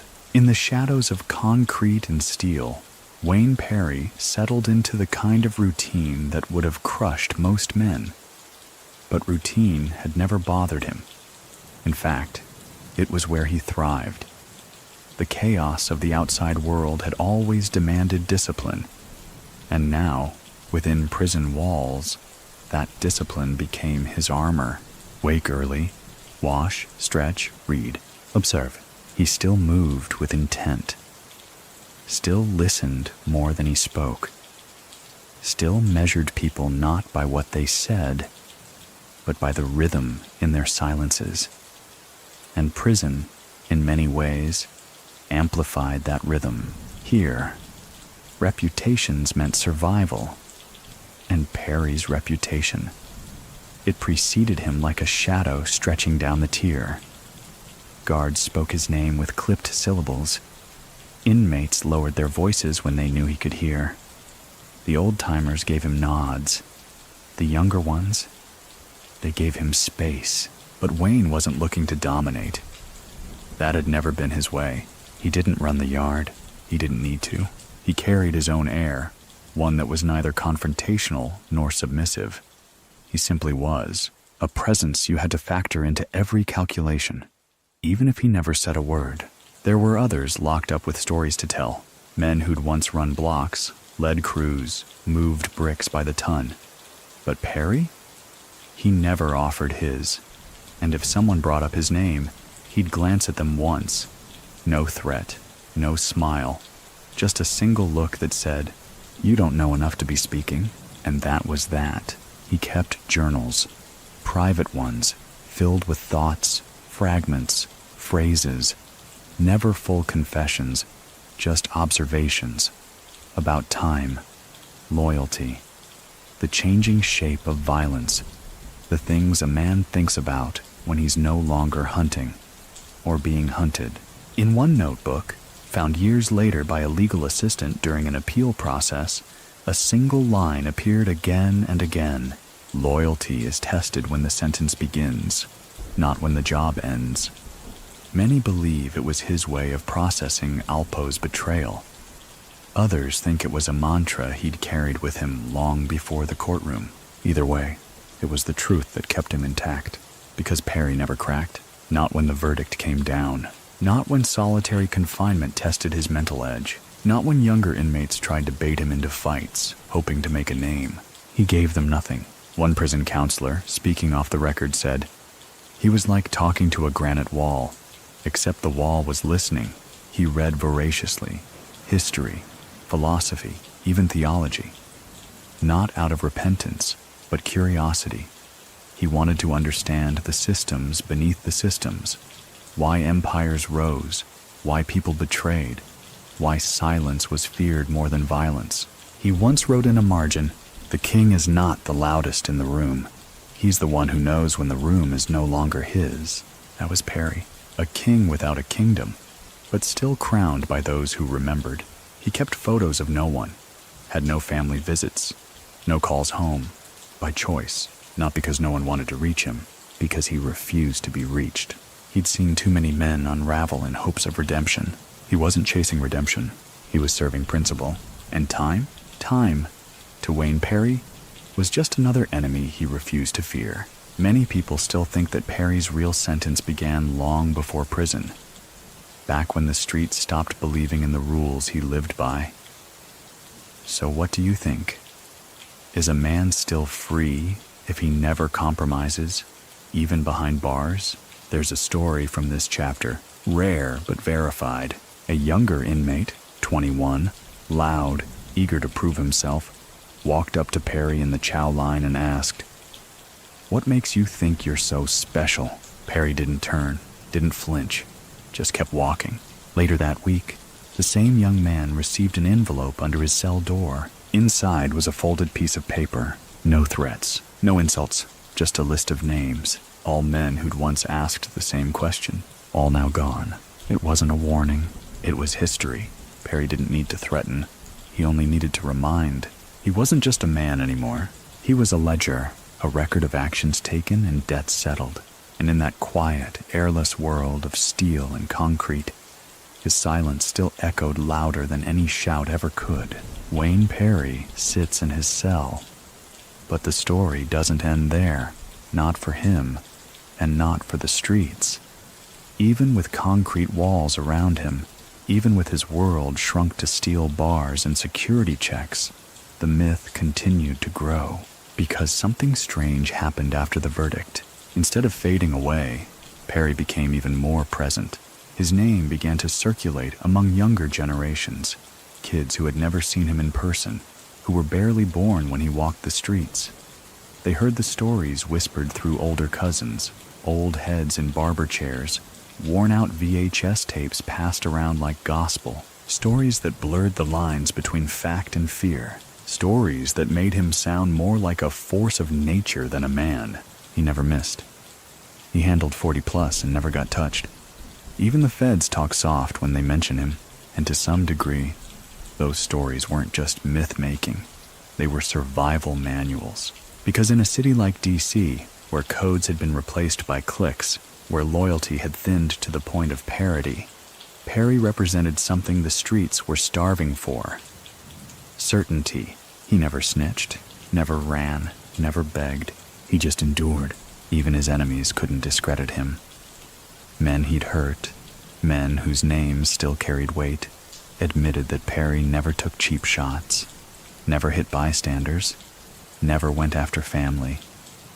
If he came for you, it was for a reason. That kind of measured violence became a blueprint in certain circles. Not out of admiration, but calculation. If you gon' be in it, an older hustler once said, be in it like Perry, not sloppy, not loud, solid. But there was more, because inside Perry wasn't just sitting. He was writing, not memoirs, not confessions, but codes, principles, aphorisms scribbled on legal pads and torn out book pages. Things like, fear lasts seconds, respect lasts lifetimes, a lie can keep you alive, but only truth keeps you remembered. These weren't motivational posters. They were pieces of a man trying to define what never changed, even as everything else around him collapsed. He communicated with very few people, but every once in a while, a letter would slip through. Short, focused, precise. Always with one message woven beneath the ink. Don't break the code. Many of those who received his letters didn't respond, not because they feared him, but because they respected what he represented. Because Perry, for all his brutality, was one of the last men who lived by something deeper than gain. And that idea, it lingered. Law enforcement couldn't ignore it either. Even years after his conviction, his name was still flagged on calls, on visits, on incoming mail. Not because they feared a jailbreak, but because his influence was still active. Young inmates sought him out. They wanted advice, direction, structure. He gave it, sparingly.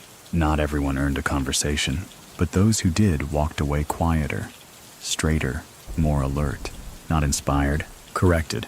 There's one confirmed incident. A fight was brewing in the yard. Two rival groups ready to explode. The staff was already calling in backup. But before anything started, Perry stood. Didn't speak, just stood. The yard went still. Within 5 minutes, both groups backed down. No threats, no shouting. Just the weight of a man who still, even behind bars, could tilt a room with a glance. Many people still think that Perry became more powerful after his arrest than he ever was on the street. So what do you think? Is a man truly caged if his mind still commands movement? But power wasn't what he held on to. What mattered to him, what always had, was legacy. Not in a proud performative way, but in the quiet understanding that actions echo. And his actions, they rang across decades. In one of his last public letters, smuggled out through a journalist and later published in a prison reform magazine, Perry ended with this line: if you gon' remember me, don't remember what I did. Remember why I did it. Everything else is dust. That was Perry's way of closing the chapter, not seeking forgiveness, just stating fact. And for a man who built his life on fact, silence, and steel, dust was as close as he'd ever get to peace. The betrayal was complete, but Wayne Perry never crumbled. Alpo had flipped, openly, loudly, in courtrooms and interrogation rooms. But Perry kept his mouth closed. And somehow, that silence carried further than any testimony ever could. It became a symbol, a warning, a whisper passed down to new generations of men who thought loyalty was just a slogan on a hoodie. Inside the system, Perry adapted, but he never changed. The man who once stalked alleyways and high-rises moved through prison corridors with the same deliberate pace, the same focused eyes, the same detachment from anything that didn't align with his code. He wasn't forgotten, not even close. Outside, documentaries began to form around his name. YouTubers with grainy microphones tried to piece together his life from secondhand accounts. Rap lyrics slipped his name into metaphors. Artists drew murals with his silhouette. Street legends don't retire. They echo, and while his face was no longer on the streets, his reputation patrolled the blocks for him. Younger crews tried to mimic him, but they missed the point. They grabbed the violence without the structure, the fear without the principle. They saw the myth, not the man. Because Perry's power never came from unpredictability, it came from predictability. You knew where he stood, what he stood for, what would trigger action, and more importantly, what wouldn't. One story trickled out from inside. A new inmate, fresh off a 10-year sentence, tried to make a name by challenging Perry during a group session. Not a fight, just a loud critique.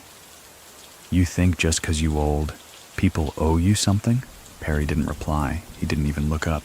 But over the next 3 weeks, that same inmate began changing. Quieter, more reserved, more measured. Someone asked him what happened. All he said was, "I read about him. Now I listen." That was Perry's impact. He didn't teach lessons. He became the lesson. By the late 90s, he was transferred again, this time to a higher security federal facility. The kind designed for lifers who'd seen too much, done too much, and said too little. Even there, he was different. He kept a folded list in his cell, tucked into a tattered paperback on military strategy. Not a hit list, a code list. Names of men he once respected, men who lived and died by silence. Most were gone, a few still breathing, a few broken. He'd run his finger down that list some nights, stopping at each name, breathing, reflecting. There's no proof he ever cried, but then again, there's no proof he ever needed to. Many people still think that Wayne Perry was capable of love, but not in the way the world defines it. So what do you think? Can loyalty be love? If it's the only language a man understands, even guards, those trained to remain neutral, began showing him small courtesies, an extra second on the phone, a respectful tone in their voice, not because of favoritism, but because they'd read the files, seen the interviews, heard the tapes. They knew who he was. They understood that Perry didn't see them as enemies. He didn't see anyone as anything until they proved themselves one way or the other. His philosophy was simple. Treat people clean until they show you dirty. In a facility full of politics and shifting alliances, that kind of clarity was rare and respected. He became a mentor, but only to those who didn't ask for it. He'd offer a book without a speech, a look without a lecture, a correction without a raised voice. And those who paid attention, they changed. Because Perry wasn't grooming followers. He was producing mirrors. He wanted you to see yourself clearly, and to ask whether your reflection could hold under pressure. There was a correctional officer who once described him in an internal memo as the calmest high-risk inmate I've ever supervised. She wrote, "If there were more like him, we'd have less violence, not more. He understands control better than we do."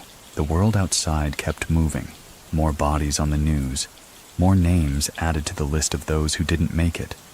Perry watched it all unfold from a distance, the way an old architect watches a city forget his blueprints. But still his presence pulsed. Even decades in, new inmates would enter the system and ask, "Is Wayne Perry here?" Not out of fear, out of curiosity. Because you can study books, read files, hear stories, but it's different when the story is still breathing. Even in a federal system designed to strip a man of his identity, Wayne Perry remained unmistakably himself. Over time, most inmates either fade or fracture, turn into echoes of the men they once were, or bend under the weight of their sentence. But Perry aged like granite, not hardened, not bitter, just unchanged. He wore time like others wear coats, practical, unspoken, never removed. By the early 2000s, his routine had become legend in itself. Wake before the lights, 1 black coffee, push-ups, always the same number, no variation, then reading, no television, no noise. Perry treated prison like it was a monastery, not a punishment. And in a way, it was. A place where discipline still mattered, where silence was respected, where words cost something. Other inmates, especially the young ones, would try to test the water, not with violence, but with curiosity. "Yo, OG, that stuff they say about you true?"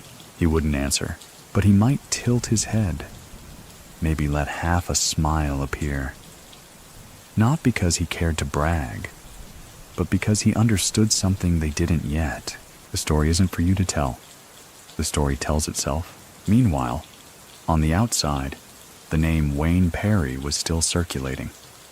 Not in newspapers anymore, but in forums, on message boards, in barbershops and corners where history was passed down through coded language and cautionary tales. Sometimes his name was used as a warning. "You're not built like that, chill." Other times it was a compliment. He moved like Perry, quiet, clean, no mess. And Alpo? He'd eventually get out, briefly, live a few years on borrowed time, dodging whispers and bullets. But in 2021, he'd be shot dead in Harlem. Some called it karma, others called it clockwork. But Perry? He said nothing, didn't comment, didn't gloat, didn't even blink. Because for him, the betrayal had been dealt with long ago. Death wasn't justice. Time was. Perry remained behind bars. And yet, he'd already won something Alpo never could. Honor among wolves. And in federal prison, that meant everything. He wasn't a celebrity. He didn't seek followers. He simply lived as proof that the old code had once existed, and that someone had lived by it to the very end. Even the prison staff, rotating in and out like seasons, felt the shift when he was in the building. He never yelled, never demanded, but he'd get what he needed. Not because he asked louder, but because he asked less. A senior guard once remarked, "There's never any threat with him, but every request feels like it matters." Because Perry didn't waste words. He never had. In the law library, he became a fixture, not filing appeals for himself. Those had long since been exhausted, but helping others. Guys serving 20, 30, 50 years would bring their paperwork to him, not expecting miracles, but expecting clarity. And Wayne?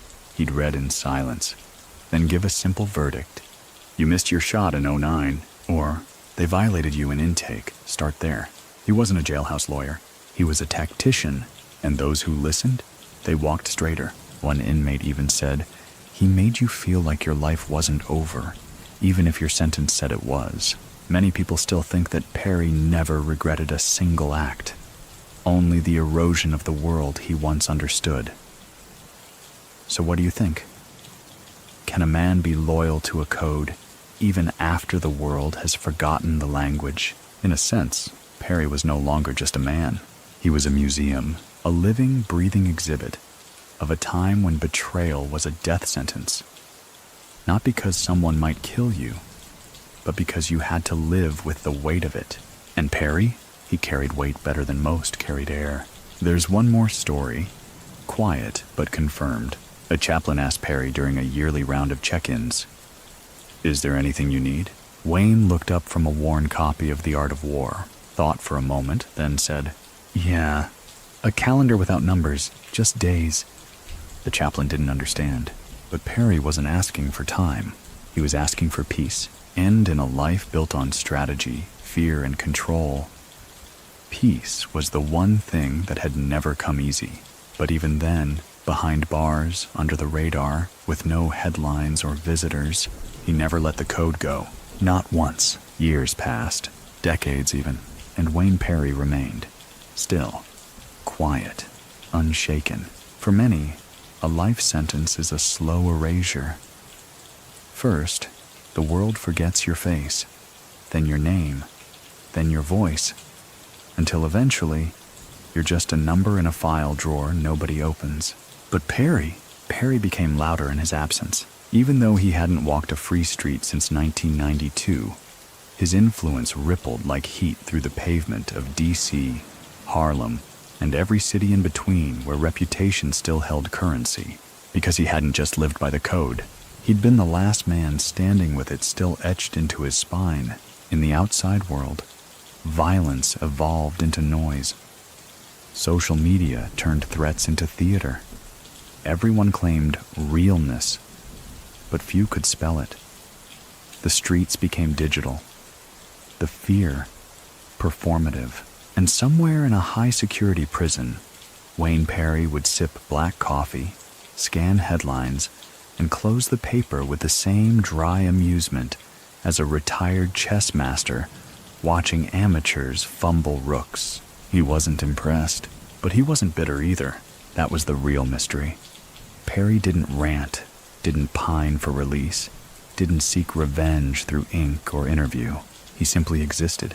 A man who had nothing to prove because everything he'd ever stood for was already written in blood, loyalty, and silence. Every once in a while, a journalist would attempt to write a retrospective, frame his life through morality, sociology, or tragedy. But their words always bounced off the same wall. Wayne Perry never asked to be understood. He simply demanded not to be misrepresented. There was one magazine feature, buried deep in a prison reform issue, that called him an unspeaking monument to loyalty, and the title stuck. Inside, Perry's legend remained a living rumor. Inmates still passed stories from bunk to bunk. Yo, did you know he once walked into a courtroom and never blinked? He did 30 clean, never took a deal, never wrote a line. They say the man who testified against him got caught in traffic, and Perry still knew what route he took. Were they true? Did it matter? Perry didn't correct them, because truth wasn't about the details anymore. It was about the legacy. He once said to a younger inmate, quietly, with no audience, "Make sure your enemies speak louder about your silence than your friends do about your words." And that was it. He wasn't building an army. He wasn't writing a memoir. He was letting the silence speak. His file, kept by the Bureau of Prisons, grew thicker with years, but lighter in activity. No incidents, no write-ups, no transfers unless ordered. He was the definition of low-maintenance threat. A contradiction in terms, but Perry was a contradiction. A man who could kill with surgical precision, yet show restraint that most men never found even under pressure. A man who gave no outward sign of anger, but carried betrayal like iron under his ribs. There's a confirmed detail from around 2009. Perry was offered a chance to sit for an in-depth psychological evaluation as part of a federal study on long-term inmates. They wanted to understand what kept certain high-risk individuals stable. He declined. His response was written in a single sentence: "I'm not confused, so you don't need to explain me." And that's how he moved. He knew who he was, knew what he did, knew what he didn't do. He didn't seek forgiveness. He didn't perform repentance. Because for Wayne Perry, the act of living by your word, start to finish, was absolution enough. Even now, the new generation hears his name in snippets, in drill tracks, in sidebar YouTube docs. His shadow moves across content he never made and stories he never told. And yet, he remains a quiet symbol in a loud world, a monument that doesn't erode, a man whose fearsome myth didn't require a spotlight, just consistency. Many people still think Wayne Perry represents the last era of street justice, where loyalty outweighed ambition. So what do you think? Can silence still echo in a world that only listens when someone screams? Because Perry never screamed, he never begged, and he never flinched. And for that, his story is still unfolding. Even as he stays exactly where he's always been, some names fade when the ink dries on their case files. But Wayne Perry's? It deepened. Even after 30 years behind bars, his legend didn't just endure, it intensified. Not because he sought it, not because he fed it, but because he never contradicted it. He let the streets carry the myth while he sat in silence, sharpening the blade of his principles every morning with nothing more than breath, routine, and thought. By 2022, Perry had outlasted nearly every man who ever stood beside him, behind him, or against him. Alpo was long gone, executed on a quiet Harlem street, ironically surrounded by silence, the very thing he'd traded away. And Perry, still breathing, still standing, still holding his code like scripture in a world of crumpled pamphlets. From time to time, younger inmates would find themselves moved into his block. Some entered with ego, others with admiration. Most left with something else entirely. Perspective. Because Wayne Perry didn't give advice. He gave clarity. There's a moment that echoes among the younger population inside. A brief, unremarkable moment on the surface. An inmate in his 20s asked Perry how he stayed solid for so long. Perry didn't blink. He said, "A dog will eat anything when it's starving, but a wolf knows the difference between a meal and a trap." Then he went back to folding laundry. That was it. But the words lingered, because they always did. Perry didn't command respect by volume. He commanded it by presence. Even now, his name is banned in certain prison units. Not officially, but unwritten. In some corners, invoking Wayne Perry's name is like inviting a ghost into the room. You don't say it unless you mean it. And when you do, you look around afterward, not because he's watching, but because the idea of him might be, that's the weight of a man who never told his own story, and never needed to. Still, every few years, someone attempts to interview him. Journalists send letters, podcasters send requests, documentary filmmakers dangle offers.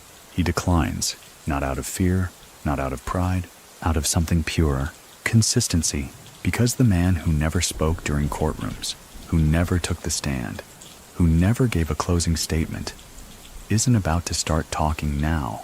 What would he say? That he regrets it? That he wouldn't do it again? That the silence was a mistake? He'd never lie to earn comfort. And the truth? Well, it doesn't need a camera. What little we do know comes through those who stood beside him, and more rarely, those who stood across from him. One such man, a former rival now serving life elsewhere, said this in a rare phone call. Perry was the last real mirror we had. You looked at him and saw what it meant to be exact. No shortcuts, no switch-ups. He walked what we talked. And that's why none of us will forget him. Even the Bureau of Prisons acknowledges his peculiar place in the system. One confidential note written in 2023 reads, "Inmate Perry remains high profile without being disruptive. Influence nonverbal. Should be monitored not for actions, but for effect." Imagine that. A man so still, so removed, that his mere effect must be tracked. That's what Perry became. A presence without movement, a voice without sound, a code carved into bone and repeated only by those willing to bleed for it. Many people still think he'll die without ever speaking on his past. No memoir, no final interview, just dust and silence. So what do you think? Should a man leave a trail if the footprints would only get trampled? Or is the absence more powerful than any confession? Because with Wayne Perry, the absence says everything. He's not out. He's not seeking appeal. He's not asking you to forgive him. He's just there, watching, measuring, enduring. Because empires crumble, kings fall, legends fade. But principle is immortal. There's something unnerving about permanence in a world that runs on turnover. Streets change, crews flip, alliances burn faster than the money that built them. But Wayne Perry, he remained, decade after decade. Same gaze, same routine, same silence. By 2025, Perry had entered his 6th decade of life. A man in his 60s, but still sharper than the steel around him. While his body aged like any man's would, his mind stayed lean, patient, aware. The kind of awareness that made younger inmates lean in when he passed, even if he never looked their way. Because Perry wasn't just living out a sentence, he was living out a creed. And what makes a man dangerous isn't what he did, but how he stayed unchanged after doing it. Time inside had worn down men stronger than him, broken, louder men, men with more followers, more heat, more noise. But Perry never needed any of that. He only needed the space to breathe, to watch, to remember. And he remembered everything: names, dates, movements, betrayals, but also moments of stillness, loyalty, the rare flashes of decency he'd witnessed in a world soaked in violence. He didn't talk about them, but he kept them, tucked away in a locked part of his memory like case files he'd never reopen, but would never shred either. There's a story from around this time, unconfirmed but persistent. An older inmate tried to pull Perry into a conversation about regrets. The man asked, "If you could go back, what would you undo?" Perry paused, not out of sentiment, out of calculation, then answered, "Nothing. Because the moment you undo one thing, you unravel the reason why you made every choice after." That's the kind of response that doesn't just end conversations, it ends questions. Because Perry never saw his life as something to rewrite. To him, life was a contract, one you honored, or you didn't. He honored his, even after the world stopped asking him to. His daily rhythm barely shifted, every step precise, every pause intentional. There was no wasted motion in the man, not in his walk, not in his words, not in his decisions. He began declining even small privileges. No extra rec time, no birthday desserts. He didn't say why, but those around him understood. Discipline wasn't a phase for Wayne Perry. It was identity. Outside the walls, the streets were changing yet again. Another wave of influencers declared themselves real ones. Another generation of rappers dropped his name in lyrics, mostly without context. He became a reference, a myth, a caution, an echo, and still, he never clarified a thing, never called home to correct the narrative, never wrote to the blogs, never responded to the rumors. Because in Perry's world, if they don't know the truth already, they don't deserve it. He did, however, begin writing again, more often now. Short passages, fragments, notes, not journals, edicts, sentences that could cut through fog. One such page, found folded into a donated book, read, "Most men want freedom. Few want the silence that comes with earning it." Another, "I never feared death. I feared becoming the kind of man who had to ask for forgiveness." He signed none of them, but they spread. Copies circulated from hand to hand in the facility. Printed, then rewritten in tight penmanship on scraps of lined paper. Some even made it out. Landed on social media. Shared without attribution. The world didn't know who wrote them, but inside, they knew, because Perry never needed his name attached to his words. The words carried his weight. One CO, long retired, once remarked, "He was the only inmate I ever trusted, not because of good behavior, but because he meant every inch of who he was." And that's what made him dangerous, not the past, but the fact that he'd never deviated from it. Many people still think that Perry's silence is louder now than it's ever been, that the absence of remorse, or rage, or self-pity is the final proof of his design. So what do you think? Does staying quiet make you a coward, or the last honest man in a room full of performers? Because Wayne Perry doesn't perform. He simply is. And that's the rarest thing of all. There's a quiet weight that settles on men who never fold. Not bravado, not defiance, just the stillness of someone who's walked through every kind of storm and came out shaped, not shattered by the pressure. That was Wayne Perry in 2026, 3.5 decades into a life sentence, and somehow more centered than the day he arrived. While others aged into regret or shrank into shadows, Perry remained unmistakably himself. Sharp eyes, measured words, no illusions, and no apologies. By now, the guards knew not to ask him questions they didn't truly want answered. And the inmates? They learned to read his posture like scripture. If Perry was standing near the wall with his hands folded, that meant peace. If he was pacing slow, head low, you gave him room, not out of fear, out of respect for stillness, because Perry's stillness didn't mean emptiness. It meant calculation, the same kind that had kept him alive on the outside, and now, in the inside, made him something more than inmate, something closer to a compass. He never claimed wisdom, but he carried it. There's a moment that gets passed around from this period. A younger inmate, fresh off a 25-year sentence, came into Perry's unit, loud, brash, showing out. Within 2 days he was quiet, not because of violence, not because of threats, but because Perry pulled him aside, looked him dead in the eye, and said, "If you already know how much time you've got, then stop wasting it pretending you still got options." The kid sat in silence for a full hour afterward, because that's what Perry did. He didn't break people, he made them recalculate. Meanwhile, on the outside, his name continued its drift between myth and memory. He was now being referenced in academic texts. Sociology classes dissected his life as a case study in loyalty versus survival. Podcasts picked him apart, debating whether he was a criminal genius or a sociopath. YouTubers speculated about his body count like kids trading baseball cards. Perry responded to none of it. He didn't need to, because none of them had walked with him through the fire. None of them had been in the rooms where decisions were made in silence, where a glance decided life or death, where your word meant more than any plea deal.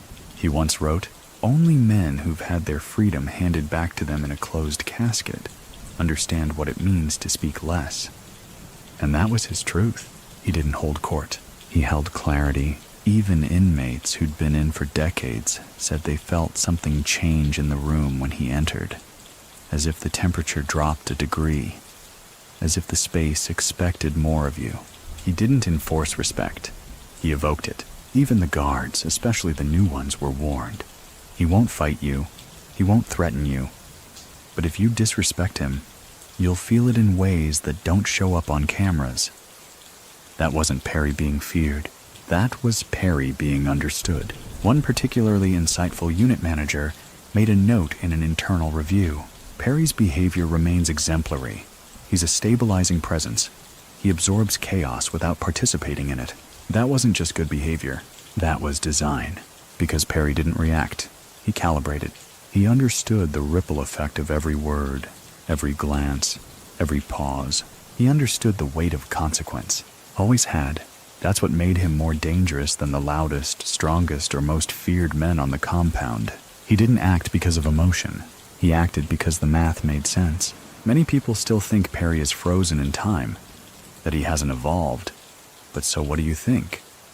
Is it stagnation if you're already standing where the truth lives? Because for Perry, the world changed. The rules changed. The players changed. But the code never moved, and neither did he. By 2027, the world had all but forgotten most of the names that once made headlines in the crack era. Streets that used to echo with tension, now filled with ride-share traffic and vape smoke. Corners that once demanded eye contact, now glowed with smartphone light. But inside the wire, in that insulated world of metal and memory, Wayne Perry's name still held the same temperature. He was no longer an inmate. Not really. Not in the way the others were. Perry had become an institution within the institution. Someone whose presence outlasted the staff, the wardens, even the policies that once tried to contain him. There were rumors that the Bureau of Prisons considered him a stabilizing factor across facilities. Not because he enforced order, but because his existence discouraged chaos. When a man has nothing to prove and still demands your respect, that's not power, that's legacy. He wasn't recruiting. He wasn't running anything. He didn't need to. Younger inmates started making decisions based on how he might view them, whether or not they ever spoke to him. Would Perry call this sloppy? Would Perry say this crew's got no discipline? Would Perry waste time on this move? The irony? He'd say nothing, but the silence left room for introspection. He became the mirror no one wanted to stand in front of, but everyone needed. His presence had reached such a level that one staff member later described him as part of the institution's nervous system. Not because he was involved in movement or violence, but because when Perry stood still, the whole unit stood straighter. He never asked to lead. He just did, without lifting a finger. And that's what made him dangerous. Not his past, his stillness. There's a tale that floated around this period. A fight broke out between two inmates. Sloppy, loud, unnecessary. The kind of spectacle that attracts lockdowns and attention. Perry didn't step in. He didn't even look. But later that night, both inmates received word through 3 layers of whispers. Wayne said that was embarrassing. That was it. No punishment. No lecture. Just that. By the next week, both inmates had requested transfers to new jobs. One started reading. The other stopped speaking for a month because being watched by Perry, judged by Perry, carried more weight than a solitary cell. And then there were the letters, not written by him, written to him. Letters from all over the country. From men in lower security joints who had heard of him but never met him. From kids in juvenile detention who stumbled across his name in a music video and started reading more. From university students writing theses on loyalty and consequence. He read some, ignored most, but never once replied, because Perry wasn't seeking connection. He was holding the line. Many people still think Perry is wasting his voice, that he could reshape the culture if he just spoke. So what do you think? Is silence selfish if the words could set others free? Or is silence the last form of integrity in a world begging for spectacle?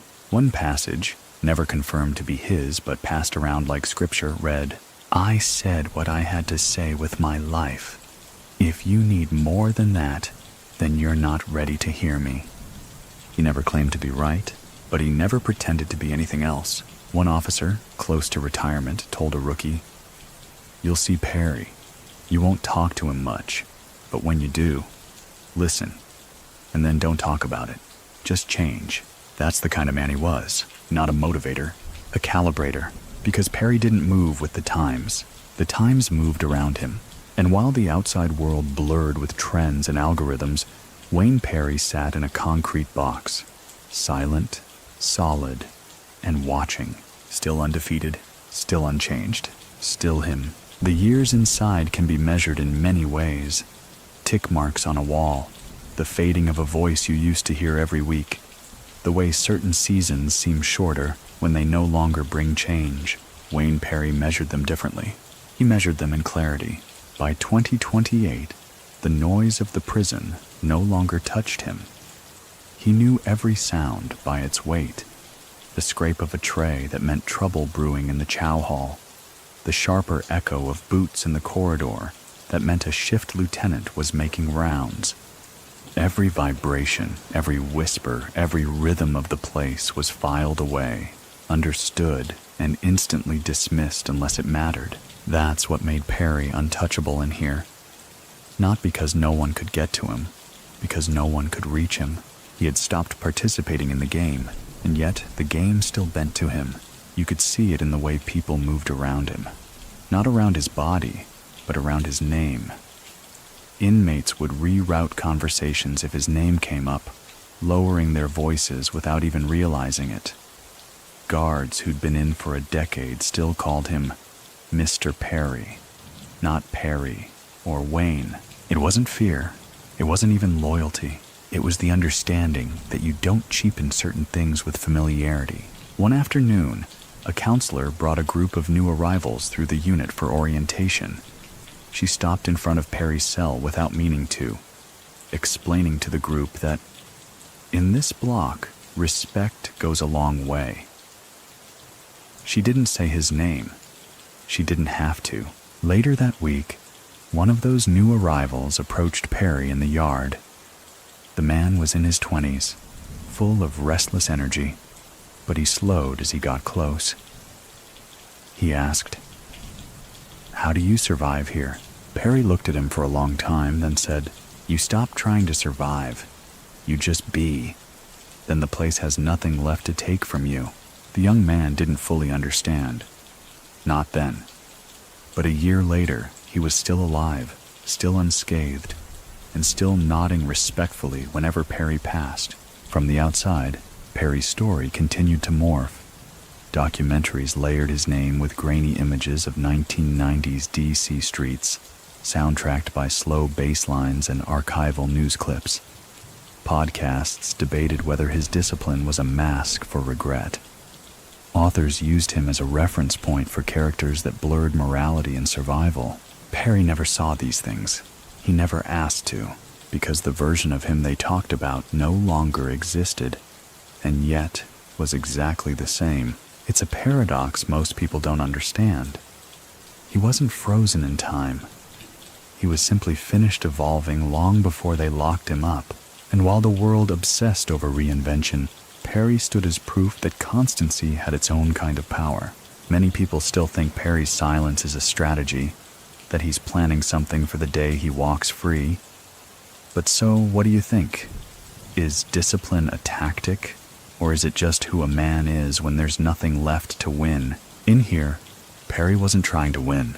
He'd already decided the game was too small for him. And the truth? When you decide that, when you mean it, no one can touch you. Not a judge, not a rival, not even time itself. The final chapter of Wayne Perry's known story doesn't arrive with a bang. No headlines, no whispered alerts across the tier, no sudden shift in the way the guards look at his door. It arrives the same way everything else in Perry's life did. Quiet, deliberate, unshaken.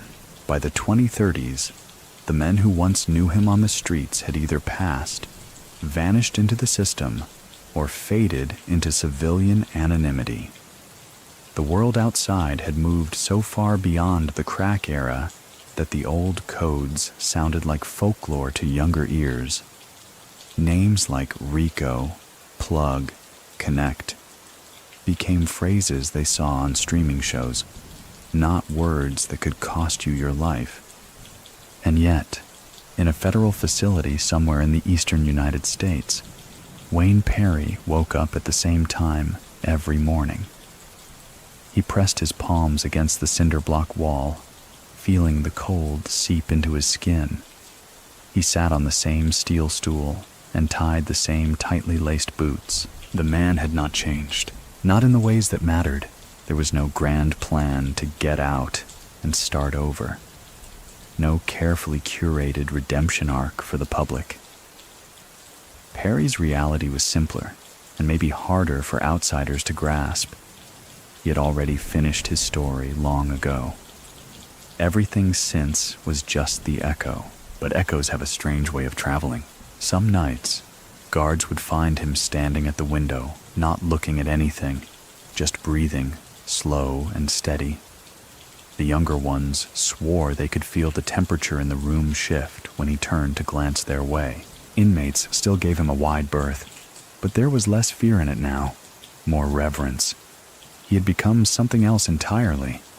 Not a leader, not a threat, not even a legend, a presence. One you didn't measure in actions, but in the space he allowed you to exist within.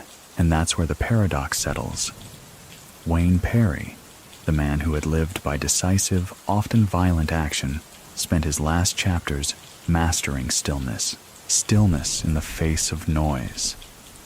Stillness in the face of memory. Stillness in the face of everything that might have demanded reaction. There's a moment, never confirmed but repeated often enough to feel true, when a young inmate once asked him, "What do you regret?" Perry had looked at him and said, "Nothing worth telling you about." The answer was not cruel. It was the only honest one he had, because regrets are private currency in a place like this. You don't spend them. You hold them until they're worthless, and then you let them go. When the light cuts across his cell in the late afternoon, he doesn't see the years behind him. He doesn't see the streets of D.C. in their glory or their ruin. He doesn't see headlines or trial transcripts. He sees now. That's all. So, here we are, at the quiet end of Wayne Perry's story. Or perhaps just the quiet part of it. The noise, the headlines, the rush of the streets, they're long gone. All that's left is a man in a small, cold room, breathing at his own pace, answering to no clock but his own. The weight of decades doesn't sit on him the way you might expect. It's not a crushing burden or a chain. It's more like the still air in a room that's been closed for years, dense, unmoving, but oddly peaceful. Outside these walls, the world is louder, faster, and more tangled than ever. Trends come and go. Faces change. But here, inside this small square of space, Wayne Perry has distilled life into something smaller, sharper, and quieter.